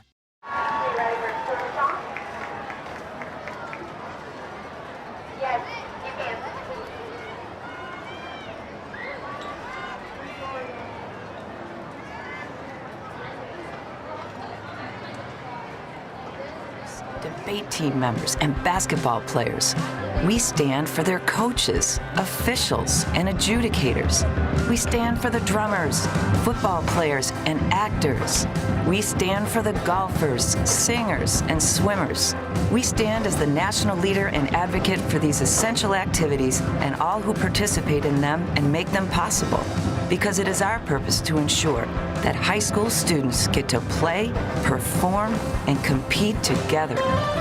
To learn more about who we are and what we stand for, visit nfhs.org. Now back to Cooper Cougar football with Jimmy Pogue and Rick Casey. So welcome everybody into the Cooper Cougar postgame show. Brought to you by Chicken Express. Visit Chicken Express for the best chicken tenders, fried chicken, livers, gizzards, and fish. Always served with wonderful sweet tea, rolls, and biscuits. Chicken Express, we appreciate your business more than we can express. 42-33, our final. Abilene High, the 8th-ranked team in the state of Texas in Division I and 5A with a win against the Cougars here tonight. And Rick, I walked away last week more disappointed than I'll walk away this week. Absolutely. Absolutely. Last week, the Cougars gave up big plays to Hazel. They gave up big plays tonight. Different type of big plays, different playmakers tonight, too. I started saying you've got different playmakers. Braden Henry and Rylan Bradford are head and shoulders above the guys that Hazel had last week that were breaking big plays. Rylan Bradford and Braden Henry are going to break big plays on a lot of people this year. Yeah. Well, there's I don't know, I keep going back to this. There's Braden Henry, there's Rylan Bradford, and I don't want to say the rest of them, but they are head and shoulders above everybody offensively. Yes, they are. They're how far they go is going to be determined by those two guys. But they've got to have help from the other guys. Right. We saw them tonight get some help from Joyner. They've got to get some help from other receivers. Camp Churchill had a great catch tonight. They've got to incorporate those other guys while still knowing when they need something that they absolutely have to have, they've got to go to one of those two guys. Well, Aboso played so well in the first game. They're going to get plenty from him during the course of the season. But wow, but it was a good ball game. It was. I never thought that Abilene High thought that the game was in dire straits. No, I think until the kickoff Bradford fumbled, I think they thought they had it in hand. I agree. And the Cougars got that after just scoring, and then all of a sudden it was, okay, if the Cougars make the 2 points, then it's a tie ball game. Right. And they don't get the 2 point, they come back and in two plays they're in the end zone going the other direction, and it was under control from then. Braden Henry just got named Player of the Game by the U.S. Marines in the Great American Rivalry. Well deserved for him. I mean, you've got his numbers there. Yeah, let me Passing, Braden Henry, 16 of 20, 1 interception, 211 yards and 2 touchdowns. He runs the ball 17 times for 151 yards and 3 touchdowns. Yeah. So he accounts for 5 of the touchdowns tonight for the Eagles, 5 of the 6. Yeah, I mean, it was his show tonight. So you got to give him a lot of credit for what he was able to do. Meanwhile, on the Cooper side of the ball, you really have got to I wonder what the word's going to be on Austin Cummins. Yeah, I do too. Austin had a great game tonight, but if there's one guy the Cougars cannot afford to lose, maybe Austin Cummins more than Xavier Alexander or anybody else, because he's your experience at running the Cougar offense. Right. Once again, 42-33, you've got the final numbers for us. Yeah, Jimmy, Abilene High finishes with 20 first downs. Cooper finishes with 14. Eagles run the ball 31 times for 178 yards tonight. Cougars run it 24 times for 109. Eagles pass 16 of 20, 1 interception for 211 yards. Cougars pass 18 of 31, 1 interception for 191 yards. So the Cougars run 55 plays for 300 yards. Abilene High runs 51 plays, 389 yards. Cougars penalize 4 times for 40 yards. Abilene High 3 times for 20. Cougars punt the ball 5 times for a 41.2-yard average. Abilene High punts 1 time for a 35-yard average. Cougars had the ball for 25 minutes and 17 seconds. Abilene High had it 22-43. Cougars 5 of 13 on 3rd down. Abilene High 5 of 8 on 3rd down. Cougars 1 of 2 on 4th down. Abilene High 1 of 2 on 4th down. For the Eagles, individual numbers, Braden Henry 16 of 20, 1 interception, 211 yards and 2 touchdowns. Braden Henry rushing the ball, 17 carries, 151 yards and 3 touchdowns. Ethan Joyner, 11 carries, 62 yards and a touchdown. Kristen Payne, 1 carry for 1 yard. Rylan Bradford, 1 carry for minus 11 yards. Then they had a team minus of 25 on the punt. Receiving, Rylan Bradford, 6 catches, 104 yards and a touchdown. Kent Churchill, 4 catches, 66 yards. Bryson Perez, 3 catches for 30. Xavier De La Cruz, 1 for 9. Ethan Joyner, 1 catch for 6 yards. Majula Boso, 1 catch for a minus 4 yards. For the Cougars, Austin Cummins, 17 of 29, 1 interception, 186 yards and 3 touchdowns. Jared Clancy, 1 of 2 for 5 yards. Peyton Ewing runs the ball 10 times for 61 yards and a touchdown. Austin Cummins, 9 carries for 42 yards. Jaden Carrillo, 2 carries for 8 yards. J.Q. Scroggins, 1 carry for 1 yard. Jared Clancy, 1 carry for 1, and Major De Los Santos, 1 for minus 4. Xavier Alexander catches 6 passes for 98 yards and 2 touchdowns. Zaylen Johnson, 4 catches for 40 yards and a touchdown. Jaden Carrillo, 4 catches for 23 yards. Tayden Bender, 3 catches for 23. And Peyton Ewing, 1 catch for a 7-yard gain. I think that the thing Aaron Rohn will tell us Tuesday, Cooper was inconsistently good in this game. Yeah. They played well at times. Yeah. They didn't play well at times. Abilene High won this game on their consistency. Abilene High never, except for special teams. Cooper won the special teams battle tonight. They did. But the other 2 phases of the game, Abilene High was consistently better than Cooper was. Yes, they were. And, you know, Abilene High has the big play ability. The Cougars, they get the long run from Peyton Ewing for the touchdown. You flip it, and then you've got to throw a stonewall defense, and they let Abilene High score in 2 plays. You've got to stop that. Yeah. I mean, last week we saw them score a touchdown to get back in it with Azel. Next play, kid goes 80 yards for a touchdown on an easy play. Just poor tackling. They've got to stop that. The pieces are there, though, for this team to come together and really mesh into a good ball club. By the time district rolls around, they've got San Angelo next week and then go to Lubbock, take on Coronado in a 4 o'clock Friday game. Then they'd make the trip to Wichita Falls to start district. I'm kind of glad there's not an open week before district starts. That means they'll have to buckle their chin straps, go right back to work, and get ready for Memorial. Austin Cummins is on crutches. I would assume that's precautionary. He doesn't have any big wrap on.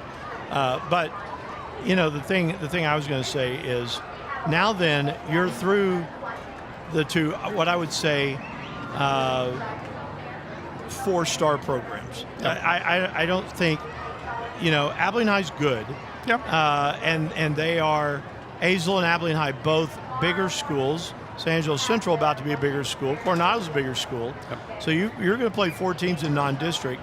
But I really think that next week you will see Cooper, athlete for athlete, every bit as good. I don't know that we have seen that the first 2 weeks. No, I don't think we have. I mean, I'm not as impressed with Azle. I'm impressed with the way that they do what they do, and they do it right over and over and over again. They don't beat themselves. Abilene High has tremendous talent. Yeah. You know, if you bring the talent levels and even those out, then you got to like your chances. Yeah. And I think that's what you're going to see.